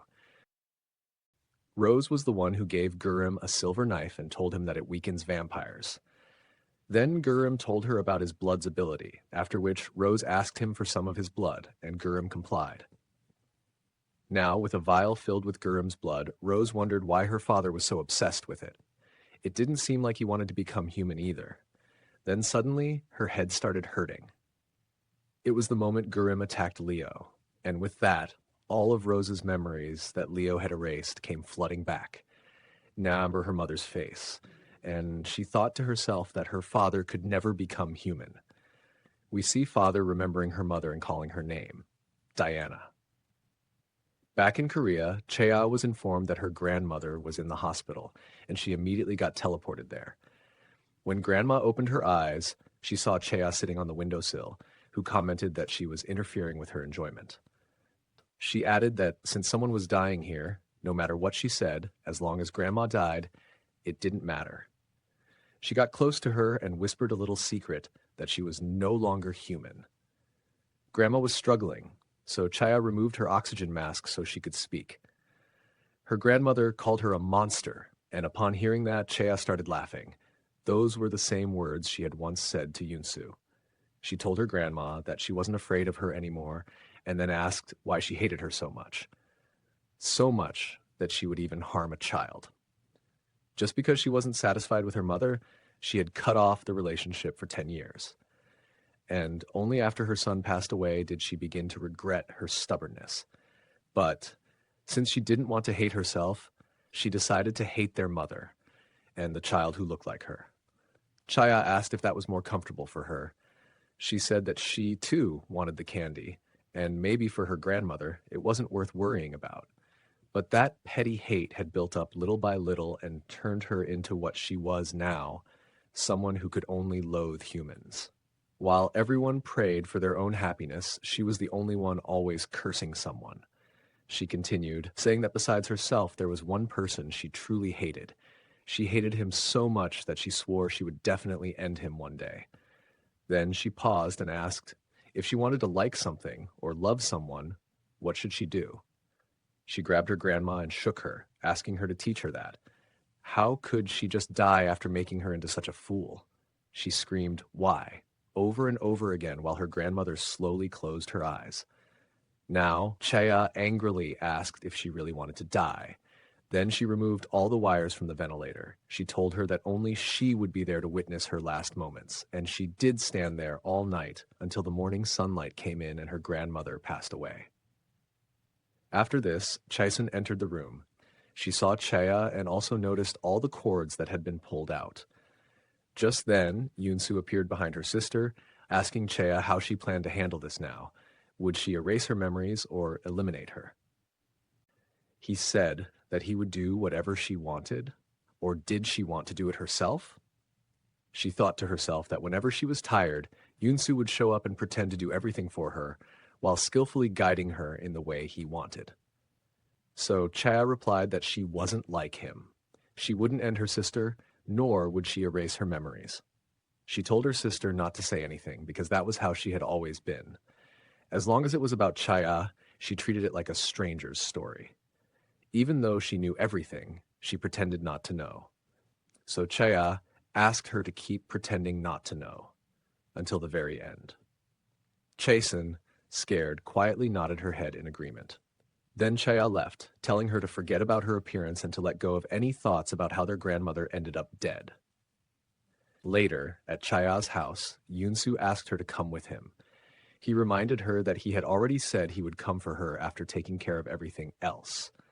Chaya smelled blood on him and asked if he had killed Jimino. He just smiled, and Chaya, now angry, demanded to know if he did it so she couldn't find a way to become human. She said Gemino was her last hope, and then, suddenly, Yunsu kissed her. She called him crazy, but he argued that she was no less crazy than him. After all, who would have thought he had a hobby of watching people die? She told him that it was him who had ruined her. Yunsu asked if she hadn't given up on the idea of turning human again, and when she answered yes, he told her that if that was the case, she needed to love him. Only then would he help her. Chaya fell silent, and Yunsu assumed she wouldn't be able to do it. But to his surprise, she asked what exactly she needed to do. He pushed her down and said he would teach her. Now embarrassed, Chaya asked what this madman was planning to do. She wondered if she could really love him, then told herself that it didn't really matter because she was just using him to become human again. Park Yunsu's love and her own unworthy love. In the past, when Yunsu first became a vampire, no matter what he ate, he was always hungry. He even ate dog food, but the dog itself seemed more delicious to him. Eventually, he collapsed from weakness, and when he opened his eyes, he was in a kitchen. The woman who brought him in worked at the house and allowed Yunsu to live there in secret. There were already rumors spreading in the village, stories about some wild animal or demon who ate dogs and maybe even humans. Sometimes, the woman worried because Yunsu ate every day, yet he only seemed to grow thinner. She planned to ask for permission for him to live there officially, so he wouldn't have to hide anymore. But one day, as she was breaking firewood, she accidentally scratched her hand. The scent of blood was overwhelming for young Yunsu, and he ran out of the house, struggling to resist the urge to feed on her. Not wanting to drink human blood, he instead attacked a dog outside. However, the woman had followed him and saw everything, his bloodied mouth and glowing yellow eyes. Terrified, she ran away and called for others. From that point on, Yunsu accepted that he was no longer human. He attacked the people who came for him. Later, the villagers discussed how the family and all the servants in the house had died, and only a single child had survived. They pitied him, saying he wouldn't live long. But as the seasons passed one after another, Yunsu survived and grew up into a full-grown adult. One night, a pair of siblings were passing through the village. They had heard rumors about travelers ending up dead there. Just 20 years ago, people lived in the village, but now it was completely empty. As they made their way through, they ran into Yunsu, who convinced them to stay the night at his house by warning them that there were a lot of wild animals in the area after dark. While they were chatting, the brother mentioned that he had heard rumors about various incidents in the village, including one about a European man who had supposedly burned down the mansion himself. This surprised Yunsu a bit, and he asked if the man had heard anything else. But the brother said that he hadn't. After that, Yunsu killed both of them. Then someone else arrived, someone Yunsu had been waiting for. Father. He remarked that Yunsu had been living like a beast and that he could no longer ignore him. He told Yunsu to follow him and to start calling him father from now on. Yunsu followed him quietly, as he also wanted to know exactly what had happened the day the mansion burned down. Father taught Yunsu how to eat, speak, and behave, and eventually assigned him the job of assassinating other vampires. One time, when Yunsu asked if there was any specific reason behind this mission, Father explained that humans had started noticing their existence, so his immature children needed to be cleaned up. Suddenly, Yunsu remembered his words about not leaving a trace and asked if he had said that when he left the house in Korea. Father paused, trying to remember.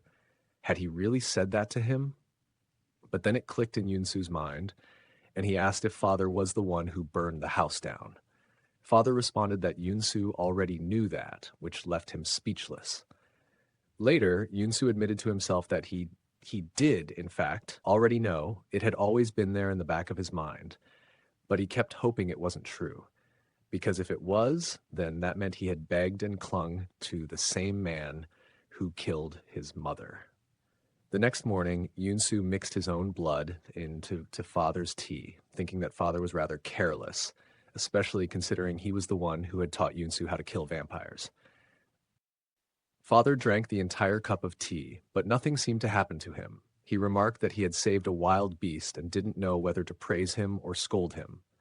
Then he slammed Yunsu's head onto the table and asked if it was because of their conversation from the day before. Yunsu asked him back. How did he feel when Yunsu begged him to save his mother? Was he happy, thinking about how pathetic and funny it was? When Father heard the word happy, he slapped Yunsu hard across the face and told him that he only cared about the present and the future. Vampires don't dwell on the past or have regrets, he said. He told Yunsu that not even he could kill himself. The only reason he had spared Yunsu was because once Yunsu had saved Rose. But now he was sending him back to Korea, telling him to live like a corpse so he wouldn't be caught by Father's people. After that, a long time passed, and one day, in the church he regularly visited, Yunsu came across Han Chaya, whom he recognized right away. On the other hand, when Chaya was in jail, the other inmates gossiped about her. And she never just listened quietly. Her family never once visited her, and when she was released, no one showed up either. When she went to their house, her grandmother shut the door in her face, while her uncle told her that he would help her find a house and a job, but also told her to keep quiet and live elsewhere, as they didn't want anyone to find out what she had done. It could ruin her sister's future, he said. One day, while Chea was just watching people around her, her eyes fell on a cathedral far in the distance, and she decided to go there. She prayed for everything to burn down, Nam Haewon, her family, all those people who were happier than her, everything. Then her eyes met with Yunsu's, who was already looking at her, and she thought to herself that it was really unlucky. She envied Yunsu because he seemed rich and like he had a good life. When she was leaving, she saw that the light in the confessional was still on, so she decided to go inside. There, she confessed that she hated people. When she saw them all happy and showing affection, she really hated it. She mentioned that just now she had run into a guy in the church and thought, how could someone be that handsome? It really annoyed her. At that, the person on the other side started laughing. It was Yunsu, who apologized for being too empathetic with her, saying that he could relate. Then she asked him, she wasn't a monster, right?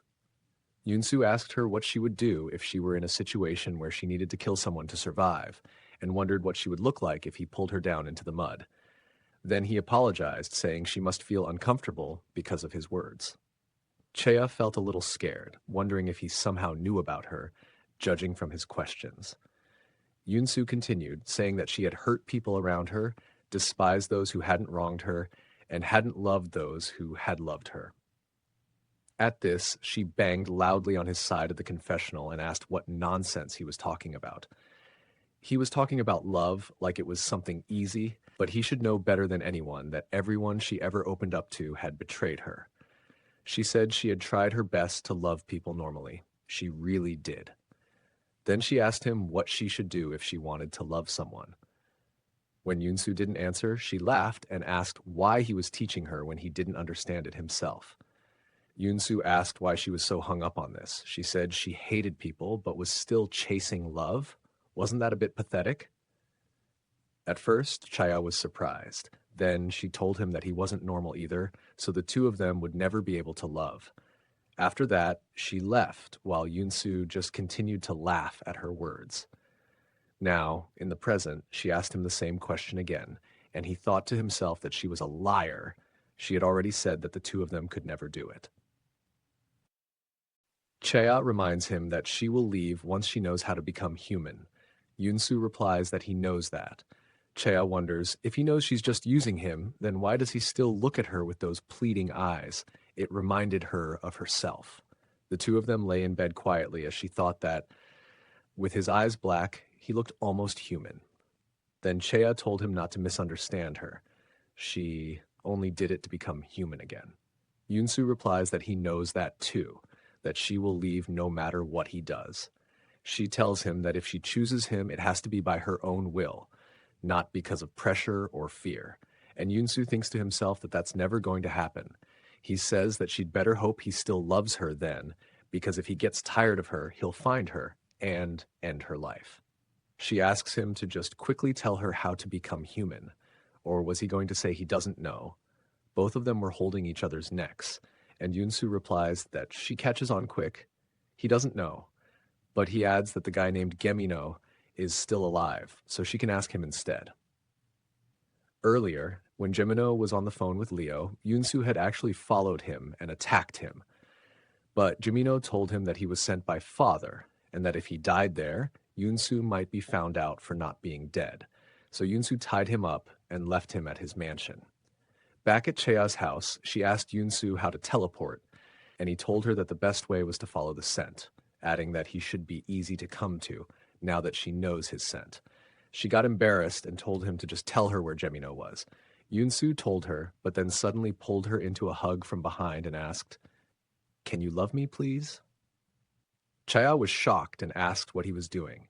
He replied that he was begging her, just like she had told him to beg for it, but she still couldn't bring herself to trust him. Slowly, Yunsu's hands moved to her neck, his grip tightening.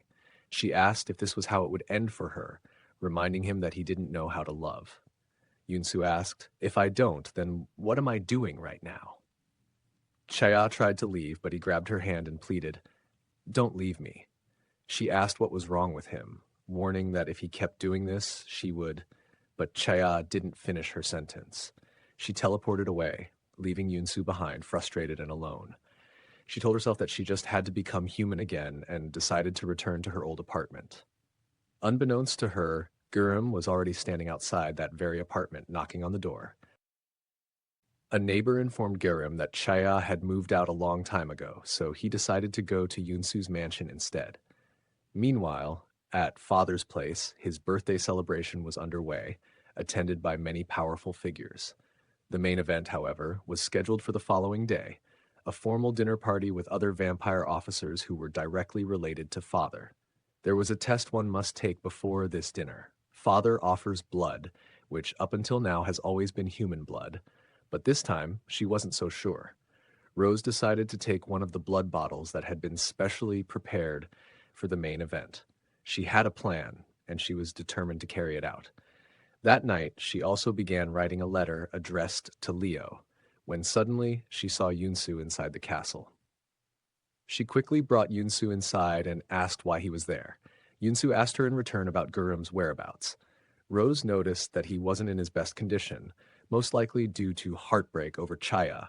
She thought it was a good time to run a test, so she gave him some tea to help him calm down, pretending that she would bring Gurum to him. She knew Yunsu was always alert and more inclined to poison others, but this time he would drink it. After taking a sip, Yunsu coughed up blood. Rose told him not to worry. She had only added a small amount, just enough to knock him out. Soon he passed out. This confirmed Rose's suspicion. The appetizer for this dinner wasn't human blood this time. It was vampire blood.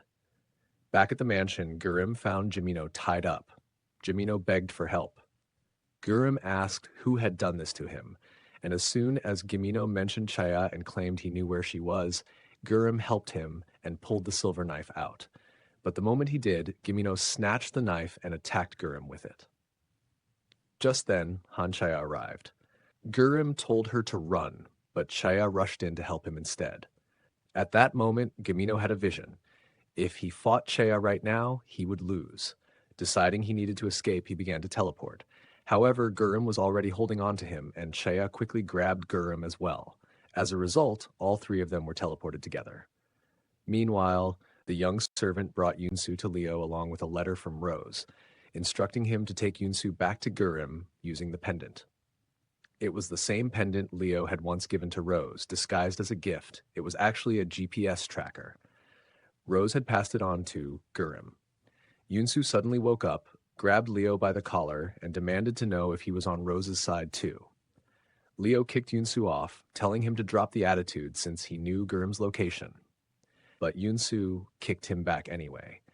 Leo explained that he didn't want to help either, but he was only doing it because Rose asked him to. Then, checking the GPS, he froze in shock. The location where Gemino had teleported to was Father's castle in England, and his birthday celebration had already begun. In the past, the boy who had attacked Rose alongside Leo was Gemino, and the ability he gained that day was the power to see the future. When Father asked what ability he had received, Gemino experienced a vision of the future. If he revealed his power to Father, he would die. Terrified, he kept it a secret from that moment on and lived each day ready to pay any price just to survive. Now, in the present, Gemino attacked Chea from behind. She asked him if he hadn't said before that he wasn't a vampire. He replied that she should never trust a vampire's word, because vampires always lie. Chea then asked if he really didn't know how to become human, and when he confirmed it, she punched him hard across the face. Crying, she choked him by the neck and asked why they were all like this. At that moment, Gemino realized that the future he had seen back then was now. Meanwhile, Gurum's eyes fluttered open. The scene before him stirred memories of his father, and suddenly the fragments from that day he had long forgotten resurfaced in his mind. Chea wasn't stopping, nearly killing Gemino, so Gurum screamed at her to stop. His voice snapped her out of her trance. Shocked by her own actions, she whispered that she wasn't going to do it. In response, Gurum embraced her, trying to comfort her. He gently asked if she had become a vampire, and when she nodded, he asked if she wanted to become human again. When she said yes, he told her that he could turn her back into a human. But because Gurum was injured, they needed to get out of there first. Chea sat there, wondering if he was telling the truth. She had already been deceived multiple times by vampires and doubted if Gurum was just the same as them. But then she remembered the young Gurum, the kid who had always been by her side, and finally decided to trust him. When they went outside, Gurum quickly recognized the place and urgently told Chea to run. Down in the hall, they saw Father standing with a crowd. Chea also recognized him and muttered that Yunsu had been hanging out with her while things were this bad. Hearing this, Gurum grew confused. Why was she talking as if Yunsu was still alive? He was about to ask when he noticed that Father was looking straight at them. He told Chea to quickly teleport back to the room they had come from and disappeared before Chea could explain that she didn't know how to teleport yet. Back inside the room, Gurum noticed that Gemino had vanished. Gemino was trying to escape, because if Father found out he had failed his mission, he would be killed too. Suddenly, someone grabbed him from behind.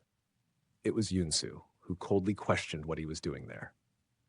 He asked who had helped him pull out the knife, and Gemino replied that it was Han Chea and Gurum, and that now they were both inside the castle. Yunsu realized that Leo had lied to him and ordered Gemino to take him inside the castle. On their way, Yunsu saw some guests and attacked them to steal their clothes and blend in. They had to enter through the main gate because teleporting could alert Father and ruin everything. At the entrance, every guest was required to drink blood. Yunsu grew suspicious, but Gemino reassured him, saying it was just a tradition, no one had ever died from it, and urged him to hurry since Chea and Gurum might be in danger. Left with no choice, Yunsu drank it. Inside, Gemino pointed out the room where they had last been. Yunsu tried to teleport there quietly, but failed. At the entrance, the blood they had drunk contained that of a hybrid, which made vampires unable to teleport. Gemino, knowing that even if Yunsu found Chea and Gurum, he wouldn't let him go, decided to create a distraction. Having overheard their conversation earlier, he suddenly shouted loudly that Gurum's blood could turn vampires into humans. Instantly, everyone's attention snapped to them, and Gemino even described Gurum's appearance. The crowd began frantically searching for Gurum. Before Yunsu could even process what was happening, he turned, and there stood Gurum, while all the other guests' eyes fixed on him as well. Meanwhile, the main dinner was about to start. In the past, Father had been the general of an army that was on the verge of defeat. Only a few people on his side had survived, but he had decided he would not let them die. And today, those very same people, his old comrades, were the ones attending this special dinner. They all pretended to get along and show care for Father, but he knew that deep down, they wanted to get rid of him. Rose was the only one he wasn't sure about. He couldn't tell which side she was on. He raised his glass, thinking that he would find out soon enough. Meanwhile, in the hall, vampires were trying to capture Gurum because of his ability. Even though Yunsu wasn't sure if he could fight so many of them, he attacked to give Gurum a chance to flee. Gurum didn't want to leave. not after finding out that Yunsu was alive, but he had no choice, while Yunsu was overwhelmed by the attacking vampires. On the other hand, in response to Father's toast, no one raised their glasses. Rose thought to herself that this was only the beginning. Earlier that morning, Leo had gone to meet Rose, despite her instructions in the letter telling him to head to the private room. He angrily asked her what she was planning to do. When she refused to answer, he revealed that Gurim was also in the castle. Rose was shocked but told Leo to take care of Gurim. After that, she asked him to make a promise. Leo refused, reminding her that Gurim had attacked him last time. That was what he got for trying to help. He demanded to know why she even cared about Gurim so much. Rose told him, Gurim, I will save everyone.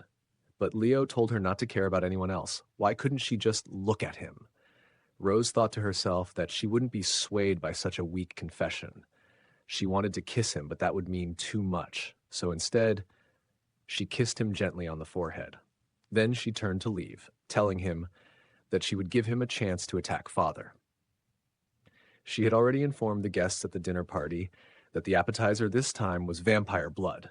That was why none of them had picked up their glasses. Father, now angry, asked if they all truly believed the words of some unknown stranger. At that moment, someone in the crowd asked him why he couldn't see the knife floating on his left. Rose had also revealed something she had quietly observed, that Father was now blind in his left eye. The knife struck Father, drawing blood. The guests all froze. This confirmed that the information in the letter had been true. In the past, during a losing battle, General Gray had made a decision. He told his remaining men that he would go into the forest. Some hesitated, warning that it was the same forest rumored to be home to a witch. But Gray told them they were free to stay behind and fight the enemy in their current weakened state if they preferred. In the end, they all chose to follow him. The forest was dense, a twisting maze that disoriented even the most seasoned soldiers.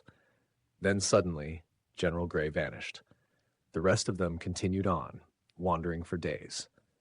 The forest seemed to wait for them to collapse. Eventually, they could walk no further, and it was then that Gray reappeared. But something had changed. His once blue eyes had turned yellow. They followed him again, and this time, under his lead, they won the war. Later, they all received the same powers as him by drinking his blood. But even after all these years, not one of them had managed to surpass him. Rose watched as Father defeated each of his old comrades one by one. She handled the last one herself. Afterward, she approached Father and suggested they leave before more vampires arrived. She had already told Leo to come to the quarters once he heard a commotion at the party. Now, pretending to be concerned for Father's safety, she led him to the quarters, assuring him no one would come there, while Leo was already on his way. On his way to the quarters, Leo ran into Gemino, who tried to block his path. Gemino warned him not to go to Rose, insisting that he meant nothing to her, that she only offered him sympathy to soothe her own guilt. But Leo brushed him off, saying it didn't matter. He pushed past Gemino and continued on. Meanwhile, inside the quarters, Rose handed Father a glass of blood, urging him to drink it and recover quickly. But he eyed her with suspicion. He reminded her that he has only been living in the castle after losing sight in his left eye. Then asked directly if this was all part of her conspiracy. Just then, Leo burst into the room, weapon in hand, poised to strike. But before he could attack, Rose turned and grabbed his weapon and used it against him. Leo collapsed to the ground. Rose turned to Father and said in a steady voice, "It seems Leo was the one who told everyone about your weakness." Father asked if she was all right, as he'll resent her once he wakes up, when he's the one she loves. Rose replied that it was all right while tears flowed down her cheeks. She thought to herself that that's why it has to be Leo. Father knew she loved him, and now he will fully trust her and drink that blood. In the past, when Father had separated from his subordinates, he felt as though he was on the verge of death. That was when he encountered the witch who lived in the forest.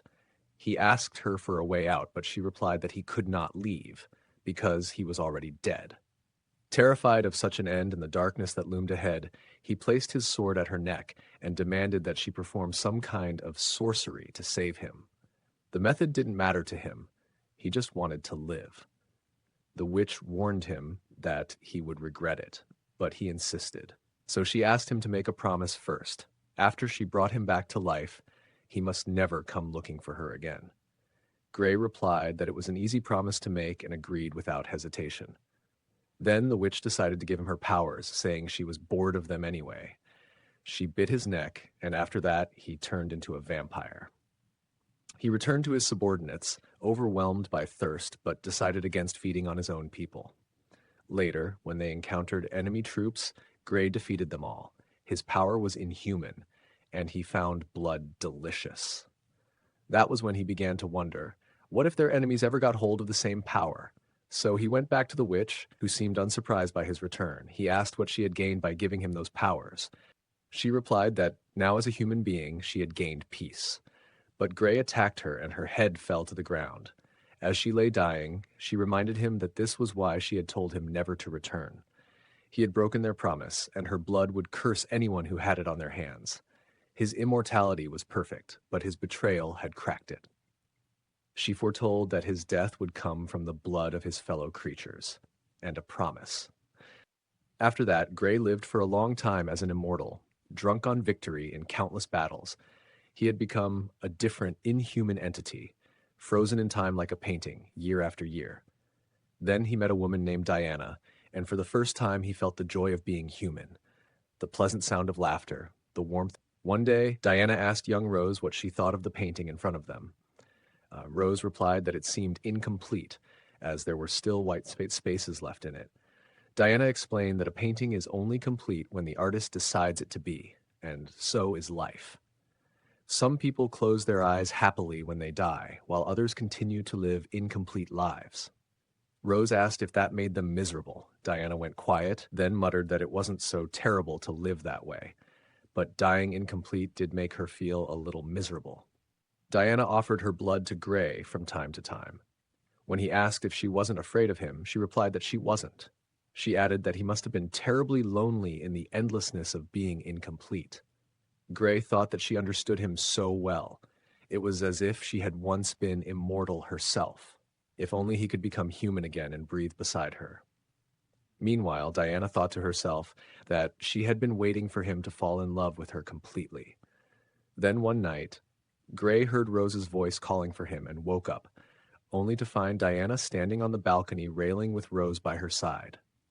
She asked if she had finally become his reason to live, and if Rose had also become essential to him. Gray begged her to come down, but she asked if he hadn't recognized her yet, adding that it had been so long. It was then that Gray finally realized she was the witch from the forest. He couldn't believe it and asked if she had approached him knowingly. She laughed and mocked him, saying that after suffering alone for so long, he had finally met the one who understood him, only for it all to be a lie that he believed to be the truth. He asked her if she had never loved him, not even for a moment. Diana held Rose tightly and jumped from the balcony, saying that she had never loved him. He quickly leapt after them and saved them from hitting the ground. Then he asked if she had spent her entire human life living a lie. Did she feel nothing for him and Rose? She told him that she was a monster born from envy, love, and hatred. She had wanted to become human, so she transferred her powers to him, but he ended her life. After that, her soul could not rest and longed for revenge, but now he spoke of wanting to be human again. She took Rose in her arms, saying that he had never stopped being selfish. This was not the human life she had wished for, and now she wanted her soul to rest in peace with the death of his wife Diana and his daughter Rose. Then Rose called out to her with tears in her eyes. In that moment, Diana's hands trembled and she realized she could not go through with it. So instead, she only attacked herself, saying that it was a pity. She could have had her revenge. As she fell to the ground, she told Gray not to even dare to try becoming human again, that he never would be one. After that, she passed away. Gray promised that he would never become human. He remembered her words from the past, that his death would come from a promise and the blood of his fellow creatures.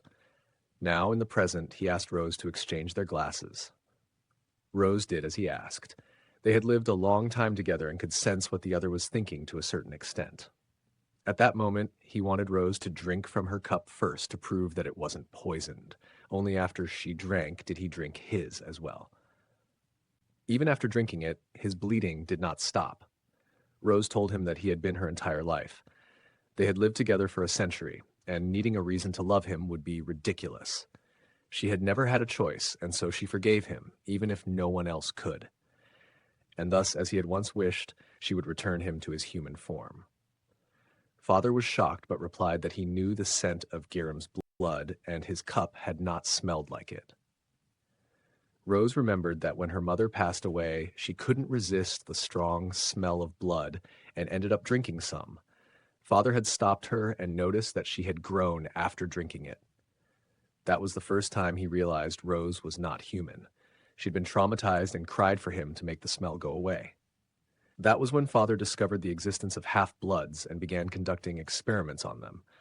But he never laid a finger on her or her blood. Still, she had to carry the burden of loving him and the guilt of what happened to those children, which made her miserable.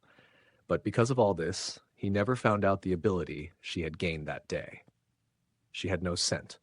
She could take away others' sense of smell and any scent at all. Only she could have made him drink Garam's blood. And now, having aged, she asked him, hadn't they lived long enough? She had always wondered what Father would look like at the moment of her death, wanting to know if he truly loved her. And what a relief it was. He did. On the brink of her death, she remembered Leo, still unconscious. She went to him and wondered what kind of memory she would be to him. Then she thought, if she wanted that answer to be something beautiful, she should have kissed him back then. So now she finally kissed him. But when he opened his eyes, all he could see was dust. Rose was no longer in the room. At first, Leo wondered why she had done that to him. But then, as he looked around the room, he slowly began to realize what had just happened. He turned to Father and asked if it was true, but Father only stared back at him, his face twisted in anger. Leo noticed the aimless rage in his eyes and wondered what could have caused it. No, he didn't want to know. The feeling that crept over him was painfully familiar, just like the one he had felt during the experiments. Wishing it wasn't true, he showed Father a hallucination, an image of Rose still alive. Without hesitation, Father followed the illusion out of the room. Leo, still unwilling to accept the truth, teleported to Rose's room. It was empty. There, he found the letter she had written for him and crushed it in his hand with trembling anger. He remembered her words that she would save everyone. But now all he could think was, how? How was she going to save anyone now? Father would avenge her death by destroying everyone. How was she going to protect them when she was no longer here? Meanwhile, back in the midst of the battle, Yunsu caught a glimpse of Chea through a hole in the wall. Back when Chea had been left alone, someone called for the guards because teleportation was not allowed at the party. In a panic, she teleported, ending up in an unknown place. Meanwhile, Garam was searching for her when he ran into Yunsu. Now, Chea saw Yunsu too. She asked what he was doing there, and he asked her the same. He was still in the middle of fighting. At first, she thought it wasn't her business, but when she saw several people attacking him at once, her body reacted on its own. She jumped in to help him. Yunsu grabbed her and told her to teleport them both out of there. She tried to explain that she didn't know how, but he pointed to the people charging at them. With no time to think, she acted on instinct and teleported them. They ended up in a tiny enclosed space. He asked how she managed to find him. Did she follow his scent?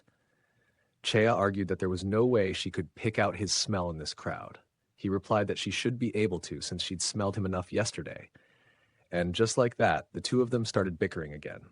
Then, after a long, awkward silence, Yunsu asked why she kept coming back to him. Did she enjoy watching others suffer? She answered that she didn't. Instead, she had learned that Garam's blood could make her human again. He reacted with mild surprise, saying it was boring that she found out so quickly. Chaya responded that she knew he wanted her to stay with him forever as a vampire, but did he really think she would be happy that way? All those centuries he had lived, was he ever truly happy?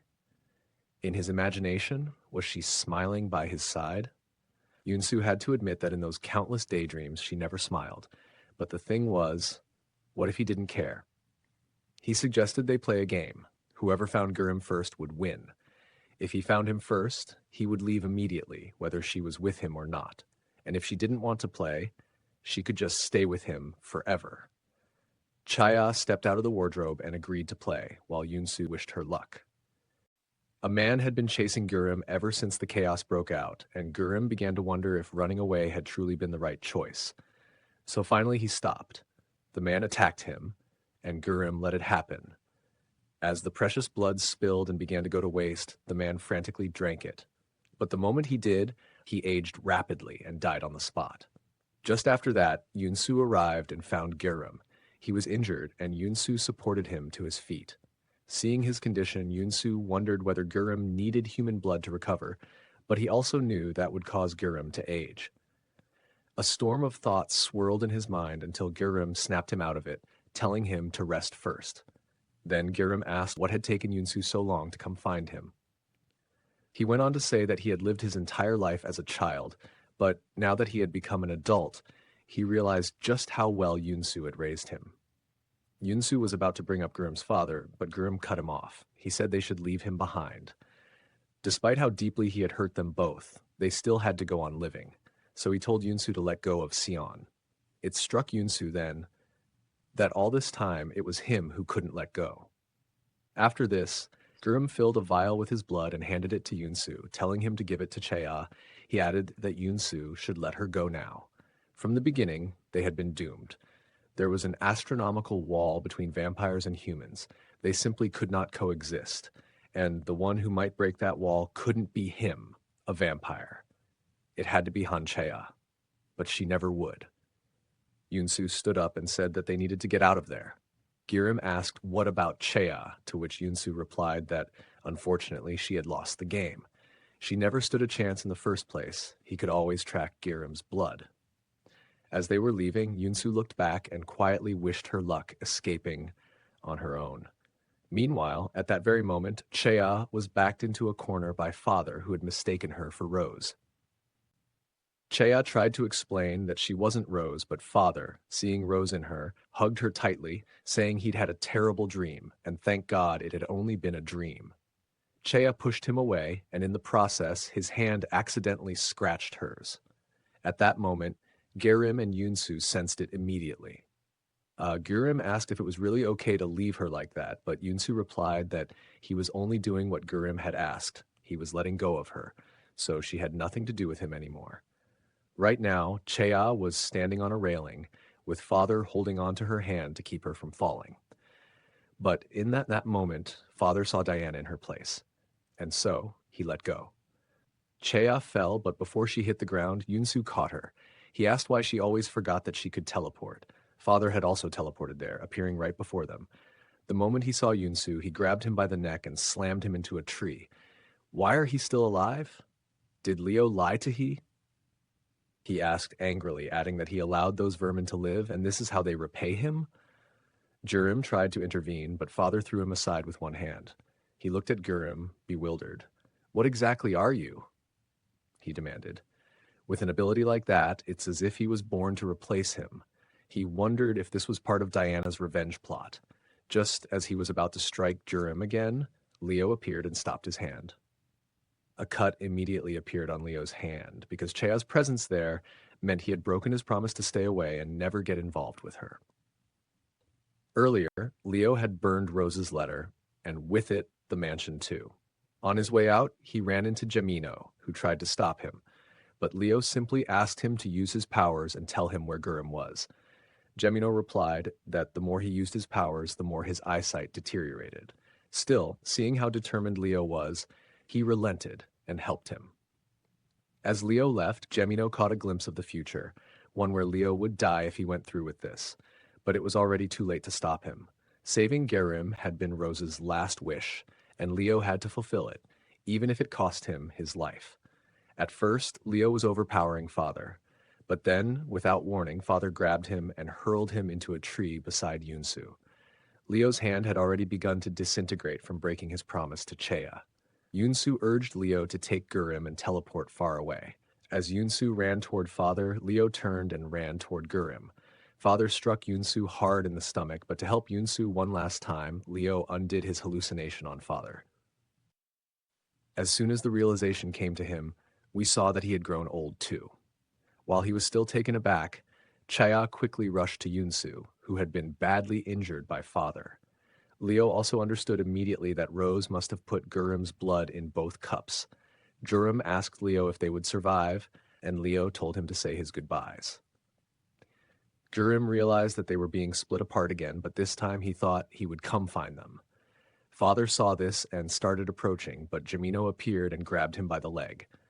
Father kicked him hard, but before he could reach them, Leo and Gurim had already disappeared. Now Father was furious with Gemino.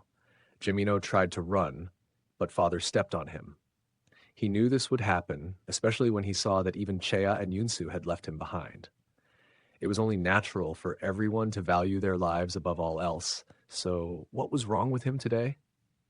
Father asked him if he could predict the future, mocking that he had failed to foresee his own death. Gemino, having used his powers too much, couldn't even see Father's face clearly anymore. He replied that he still hadn't seen a future where he died at his hands. Father punched him one last time and walked away. Lying there, Gemino thought how pathetic it was that he could see the future but not even the grass right in front of his eyes. His reality was filled with darkness, but the future he saw was all too clear. He pulled something from his pocket and laid it gently on the grass, thinking that now he finally knew what he had to do.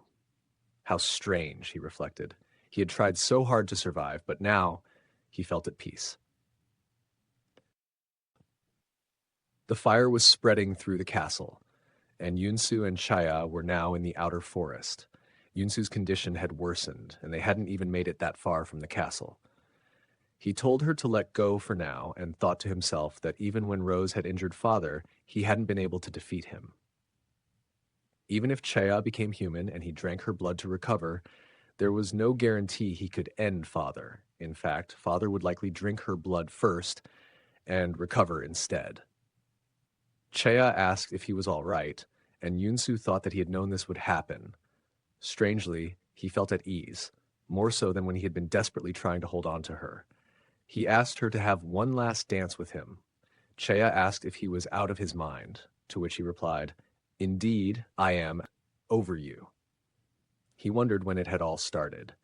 At first, he had always tried to scare her, but at some point she had stopped getting flustered. She replied that he was the one who got flustered. Hearing that, he hugged her and said, "That must have been when I fell in love with you." She asked if he regretted starting off on the wrong foot, but he said he didn't. Chaya said she didn't either. This was the best they could do, and they could never change. Then he handed her Gurim's blood and told her to leave. He added that he actually didn't care whether she was a vampire or not. It was just that he had always been happiest with her by his side. His endless life had gained meaning because of her. He reminded her that she had once said she would leave him one day, and thanked her for waiting. Because now, finally, it was time. Chaya was shocked to hear this. Why did he sound like he was about to die? He could just drink her blood and recover. But Yunsu told her that vampire blood is fatal to other vampires. She offered to become human again first, but Yunsu told her that wouldn't work either, not with Father still around. He told her to leave, but she replied that she still couldn't teleport. So he pushed her toward the edge of the pond, telling her to imagine getting away from him. Then he let go of her hand, saying she should think of him as just another passing misfortune. As she was about to touch the water, she teleported. Yunsu was left standing alone, while Chaya had unfortunately reappeared in the castle courtyard. But then she noticed a silver knife lying on the grass. It was the same one Gemino had used on Gurim, meaning it had Gurim's blood on it. In fact, it was the very knife she had once stolen from Leo's house. She was alive, and she needed to get far away from there. But as she was walking away, all she could think about was Yunsu. Right now, by the pond, Yunsu was being choked by Father. Father told him he should never have let him live all those years ago. Because he had let Sion live, Sion had Gurim, and Gurim's blood ended Rose. To think he had raised him without knowing what he would become, how pathetic. Yunsu replied that he hadn't known Father had ended his mother either. He drank his blood, called him Father, and obeyed him. So that makes them even. He thought that if he just had a bit more strength, he might have been able to survive, as father held him down and began to drown him in the water. At that moment, Chea sensed Yunsu's blood, and she could no longer ignore her feelings. She ran toward him, focusing only on the scent of his blood, and this time her teleportation worked. She reappeared just behind father and attacked him with the silver knife, thinking that perhaps they really were tethered together by something unbreakable. Father had turned around, so the knife went straight into his chest. He collapsed to the ground and saw that Chea had become a vampire. He tried to grab her by the neck, snarling that he should have ended her when she was still human. Then, as if something dawned on him, he remembered Diana's words and began to laugh. To think that a mere human girl would be the one to end him, how ridiculous he must look. In truth, he had feared death more than anything. That fear had consumed him. So much so that when he learned of Geirim's blood, he'd tried to eliminate everyone who could pose a threat. He, a vampire, a harbinger of death, had spent his life trying to escape it. And now, with a strange, almost peaceful smile, he thought, perhaps he was just another human after all, one who feared death like the rest. In his final moments, it was Rose he saw. She had come to take him, and then his body disintegrated into dust. After that, Chea noticed the scent of blood in the water. It reeked of Yunsu's blood. That meant he must be inside. She drank Geirim's blood, thinking that even Yunsu wanted her to be human again. Then, without hesitation, she jumped into the water and swam toward him, holding him up to keep him from sinking further. She bit her lip and fed him her blood. Just like that, he woke up, his strength returning. The two of them emerged from the water and collapsed on the shore. Yunsu congratulated her for becoming human again. She congratulated him back for staying alive.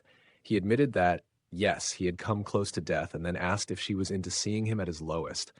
Was that why he looked so pathetic around her? Was that his way of flirting? Chea shot back. Is it working? Yunsu asked. It is, Chea replied. Yunsu couldn't help but smile. Their struggle to outwit each other, he thought, would probably go on forever. After that, Yunsu had disappeared from Chea's life for more than a year. Her memories of him were beginning to fade, so she started writing a book about the two of them. Her editor, however, wanted to change the main character, saying he came across as too much of a jerk. She even asked if Chea had something against him since she had portrayed him so negatively, calling him things like a food-deprived sloth and a blob of wet seaweed. She also added that Yunsu seemed insufferable and petty, which made Chea wonder if he had really come off that badly. Then the editor asked what the ending would be, what happened to the two of them, and whether it was a happy ending. Chea replied that maybe it was, since they had finally freed themselves. But the editor pressed further, saying she wanted to know what became of them. At that, Chea thought to herself that he had ghosted her. About a year ago, in a castle in England, Gemino had reluctantly taken on the role of head, as the last surviving member of the Grey family. On that particular day, Yunsu had come to visit him.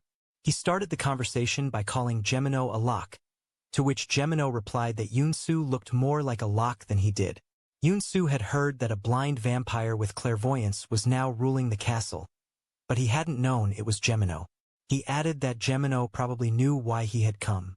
Gemino said he did. Yunsu had come for Leo and Geirim. Then, in typical fashion, Gemino reminded him that they weren't close enough to be asking favors like that, and asked if Yunsu had no shame. Yunsu replied that Gemino was just as shameless for taking over as the lord of the castle after father's death. Gemino then asked if Yunsu would like to take his place instead, and Yunsu declined without hesitation. Eventually, Gemino agreed to help him, but only under one condition.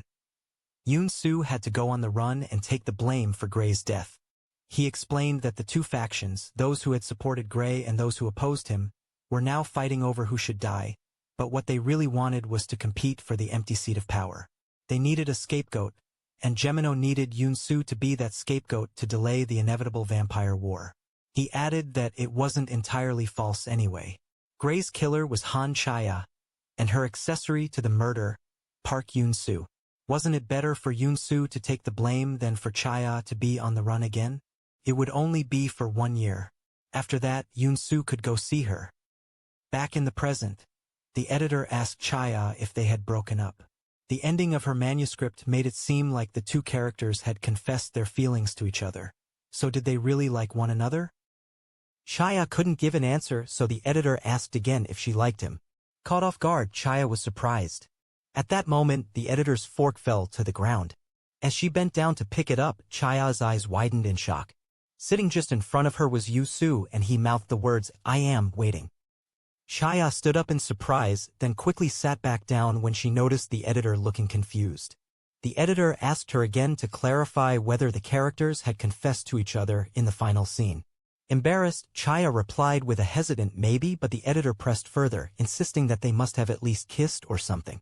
Turning red, Chaya shouted at her to be quiet and reluctantly agreed to come up with a clearer ending. The editor advised her to make Yu-Su a little less deranged and more human. Just then, her fork dropped again, and as she bent down to pick it up, Chaya's expression shifted to one of anger. She glared at him, demanding silently to know why he was there. He simply shrugged in response, which only made her angrier. She raised her middle finger at him and told him to get out of her sight. Unfortunately, the editor rose at that exact moment and mistakenly thought the gesture was directed at her. Chaya could only think to herself how impossible it was to portray Yu-Su as more human when he just sat there laughing silently. Then the editor brought up the umbrella scene, the moment when the main character started falling for Yu-Su. Chaya responded bitterly that she hated that scene now, all while crying on the inside. With that, the meeting came to an end. Chaya figured she'd probably be stuck dealing with Yu-Su again, but when she glanced across the table, he had already disappeared. She went home feeling paranoid, checking every corner and calling out, convinced he would surprise her at any moment. She shouted into the empty apartment, daring him to come out if he was hiding, but the place was completely silent. No one was there. Disappointed, she went to take a shower. As the water ran, she fumed, wondering if he thought she was still hung up on him. It had always been difficult for her to open her heart, and now he was just toying with her again. When she came out of the shower, she froze. Yu-Su was lounging on her sofa, casually reading her script. Shocked, she asked how long he had been there. But instead of answering, he asked if she was writing a novel about them, commenting that it felt tame compared to what had really happened. Chaya's face turned a deep red from embarrassment, and she shouted at him to get up. Then she ran toward him, trying to snatch the paper, but Yu-Su dodged her and asked if she wasn't being too harsh with him in her writing. He then teased her, asking if she missed him so much that she had to write a whole novel about him. Chaya chased after him and punched him square in the face. She shouted that she was planning to screw him over and make money by selling his stories everywhere. Yu-Su asked if that meant she was heartbroken, adding that he missed her too. He said he had only ever wanted to come back to her, and then he kissed her. Just then, her phone started ringing. Yu-Su picked it up and asked who the caller, Kim Son-woo, was. Chaya replied that it was no one, but he persisted, wanting to know why this man was calling her. Then he tossed the phone toward her, telling her to answer it. She picked it up, and the man on the other end asked why she hadn't been reading his texts. Chaya replied that someone kept bothering her. The man said he wanted to change the timing of their date, and she responded that it was okay to cancel if he was busy. Yu-Su came closer and told her to go, saying that it would be fun. Chaya wondered why he was getting angry. They weren't in a relationship, so he had no right to be upset. The man then asked what she preferred for dinner, and she replied that anything other than steak was fine. She added that a certain someone had made her eat it so much that she was sick of it, all while glaring at Yu-Su. After the call ended, the two of them stood facing each other with their arms crossed, clearly annoyed. Then Yu-Su asked if she had been seeing other men while writing his story. She shot back, asking if he really expected her to wait for him the whole time. Yu-Su started laughing, then stepped closer and said that tomorrow would be an enjoyable day, although he wasn't entirely sure. Then he disappeared, leaving Chaya to wonder alone what he had meant. On her date the next day, all Chaya could think about was why Yu-Su wasn't there. He had definitely made it seem like he was going to cause some trouble. She wanted to go home and thought, strangely, that her life had been going smoothly up until yesterday, but now it felt uninteresting. The man asked about her book, and she replied that she wasn't going to publish it, thinking to herself that it had only been a way to draw Yu-Su out.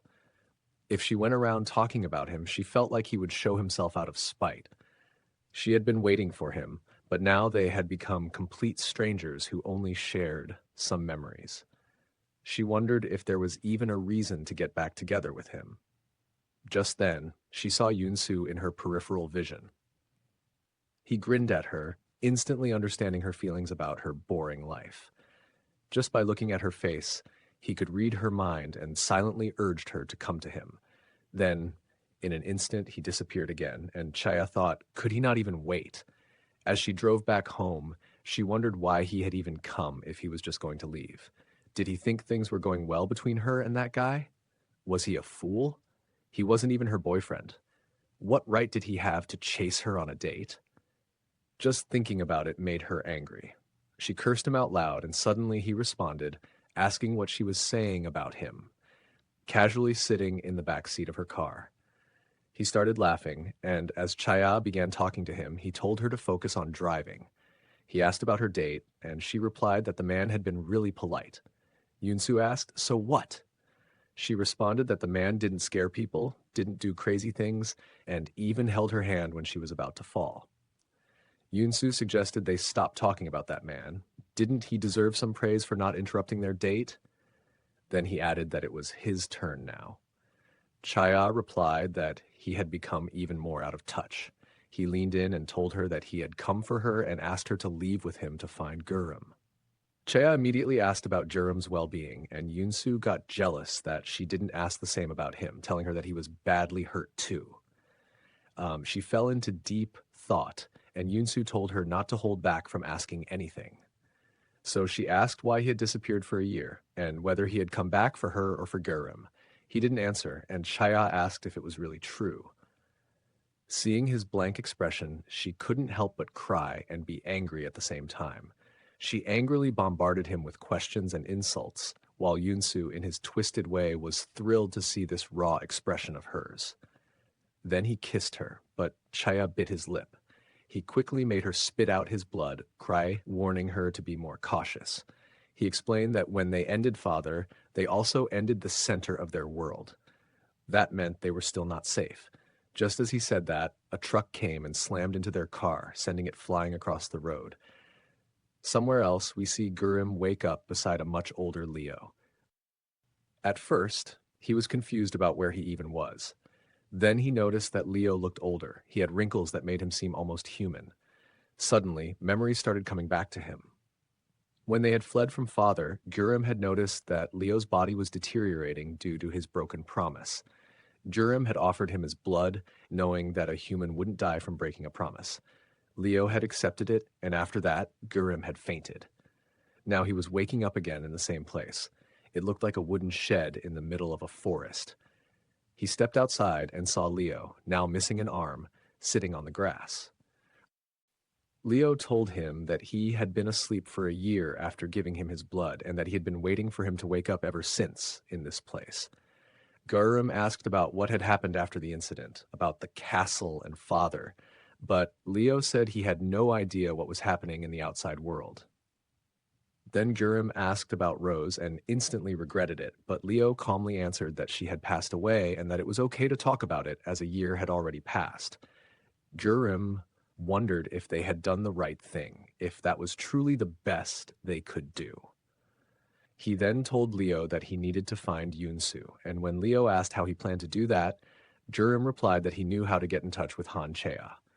Meanwhile, Yoonsu had grabbed Chaya and escaped from the car just before the accident. She angrily asked who was attacking them and whether it was because of him.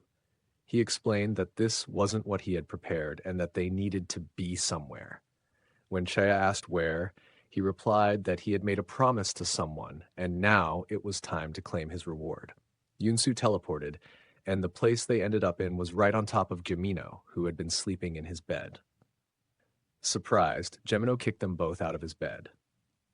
Chea, upon seeing him, questioned how he was still alive. Gemino asked if she had caught Yoonsu's personality, but Yoonsu clarified that Chea's personality had always been the bad one. With that, he got to the main point and asked for Gurum's information. Gemino told Chea that Gurum would contact her tonight. She was surprised, as Gurum didn't have her number, but Gemino reminded her of the forum the two of them used to use. Meanwhile, Leo and Gurum were at a cafe playing games and engaging in their usual casual banter. Leo thought to himself that he had done everything he could for Gurum, just as Rose had asked, and it was about time for him to leave. Gurum, on the other hand, just hoped that Chaya would get his message. Meanwhile, Chaya and Yoonsu were patiently waiting for it. Yunsu asked if she would come with him. Chaya asked if he was talking about finding Gerim, but Yunsu said, anywhere. She asked what he meant by that, and until when. Yunsu replied, anywhere with me, until you die. Chaya was taken aback, and he continued, explaining that in human terms, this would be considered a proposal. Chaya was so surprised she couldn't even utter a word. Then her phone started buzzing, and when she checked, it was indeed a message from Gerim. After this, we finally see them reuniting, Chaya and Gerim simply happy to see each other, though she was surprised to see that Leo was still alive. Then Gerim noticed Yunsu standing a bit farther away from them, looking uncertain about what to say, but Gerim quickly hugged him. They talked about how Gerim really did find Yunsu, just as he had said he would, and Gerim replied that it was obvious he would be sneaking around Chaya. He then asked if Rose really had to die, and Yunsu responded that those who survive through someone's death should not question the value of that death. When Father was conducting experiments in Yunsu's village and children began dying, everyone's anger started to turn toward Rose. Then one day, Yunsu and Sion found her injured. While Yunsu went back to get help, Sion stayed behind and ended up giving Rose his blood to save her. Rose became an adult, and to cover it up, Father decided to burn everything down. But before that, Rose helped Sion survive, which eventually led to Gerim being born. Thus, unknowingly, Rose had been walking the path to end Father from the very beginning. Inside the house, Chea and Leo were scheming to get Yunsu drunk again.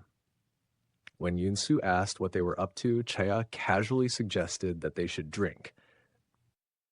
Yunsu tried to warn her that she would be the only one to get drunk, though she was too confident in her plan.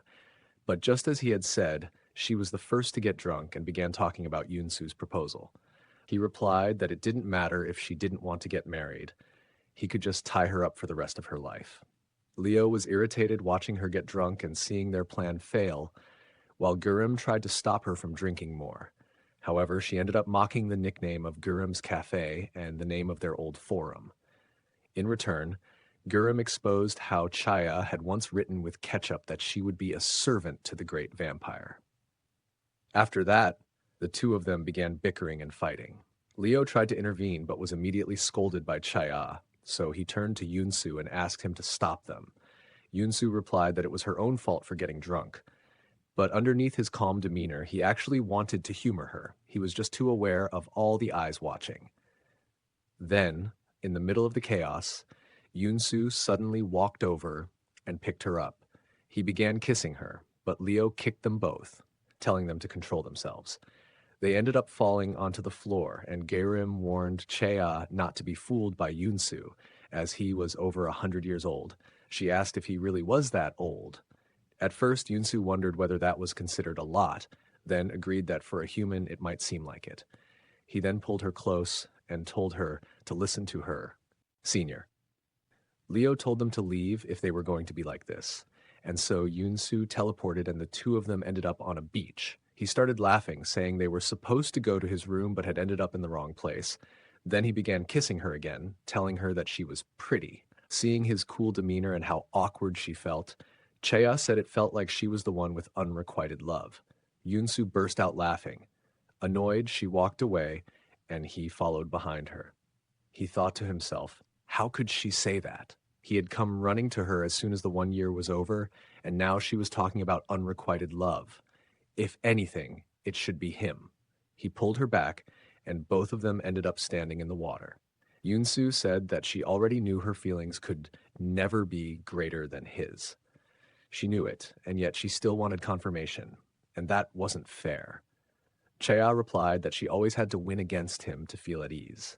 He kissed her again, saying that then he would make sure to always lose. After this, Chea asked if it was really okay that she was human. He replied that it was fine. He used to think he was lonely because there was no other vampire by his side, but that wasn't the case.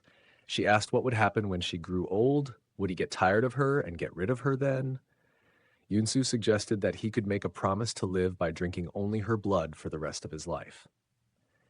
In that moment, Chea realized something. Had anyone ever trusted Yunsu? Had he ever truly trusted someone? The way he always rushed to make promises every time she doubted him seemed more like a desperate plea to be believed in. So she told him that he didn't have to make such a promise, that she trusted him. At first, he was surprised. Then he tried to scare her, saying he might eat her, or worse, but nothing seemed to work on her now. The two of them simply shared a quiet embrace under the moonlight. Sometime later, Leo and Gurim visited Father's castle in London. Inside, everything reminded Leo of the time he had spent there with Rose, but this was his last visit as he told Gemino that he was leaving this place for good. Gemino tried to convince him to stay, but Leo replied that he was human now and repeated the words Rose used to say, wanting to die like a human. Leo and Gurim left together for somewhere unknown, and Gemino became busy fulfilling his duties. On the other hand, we see Yunsu and Chaya walking together in a park. Chaya had decided to stop writing the book as she had already achieved her goal. Yunsu asked if she wanted to travel together with him, adding that he had deliberately avoided visiting many places, because if he saw everything, life would become boring. Chaya wondered whether, in the eternity of his life, there was still anything left that could interest him. She asked if it was really okay for her to come along, because then he would no longer have anything to be curious about. Yunsu replied that it was okay, as he had found something else to be curious about, while looking at Chaya. Walking like ordinary lovers, they would live like this, buried among people, unnoticed by the world. Chaya offered him some of her ice cream, and it turned out it was his first time having one. Just like that, the two of them laughed and smiled while looking at each other and slowly disappeared into the crowd.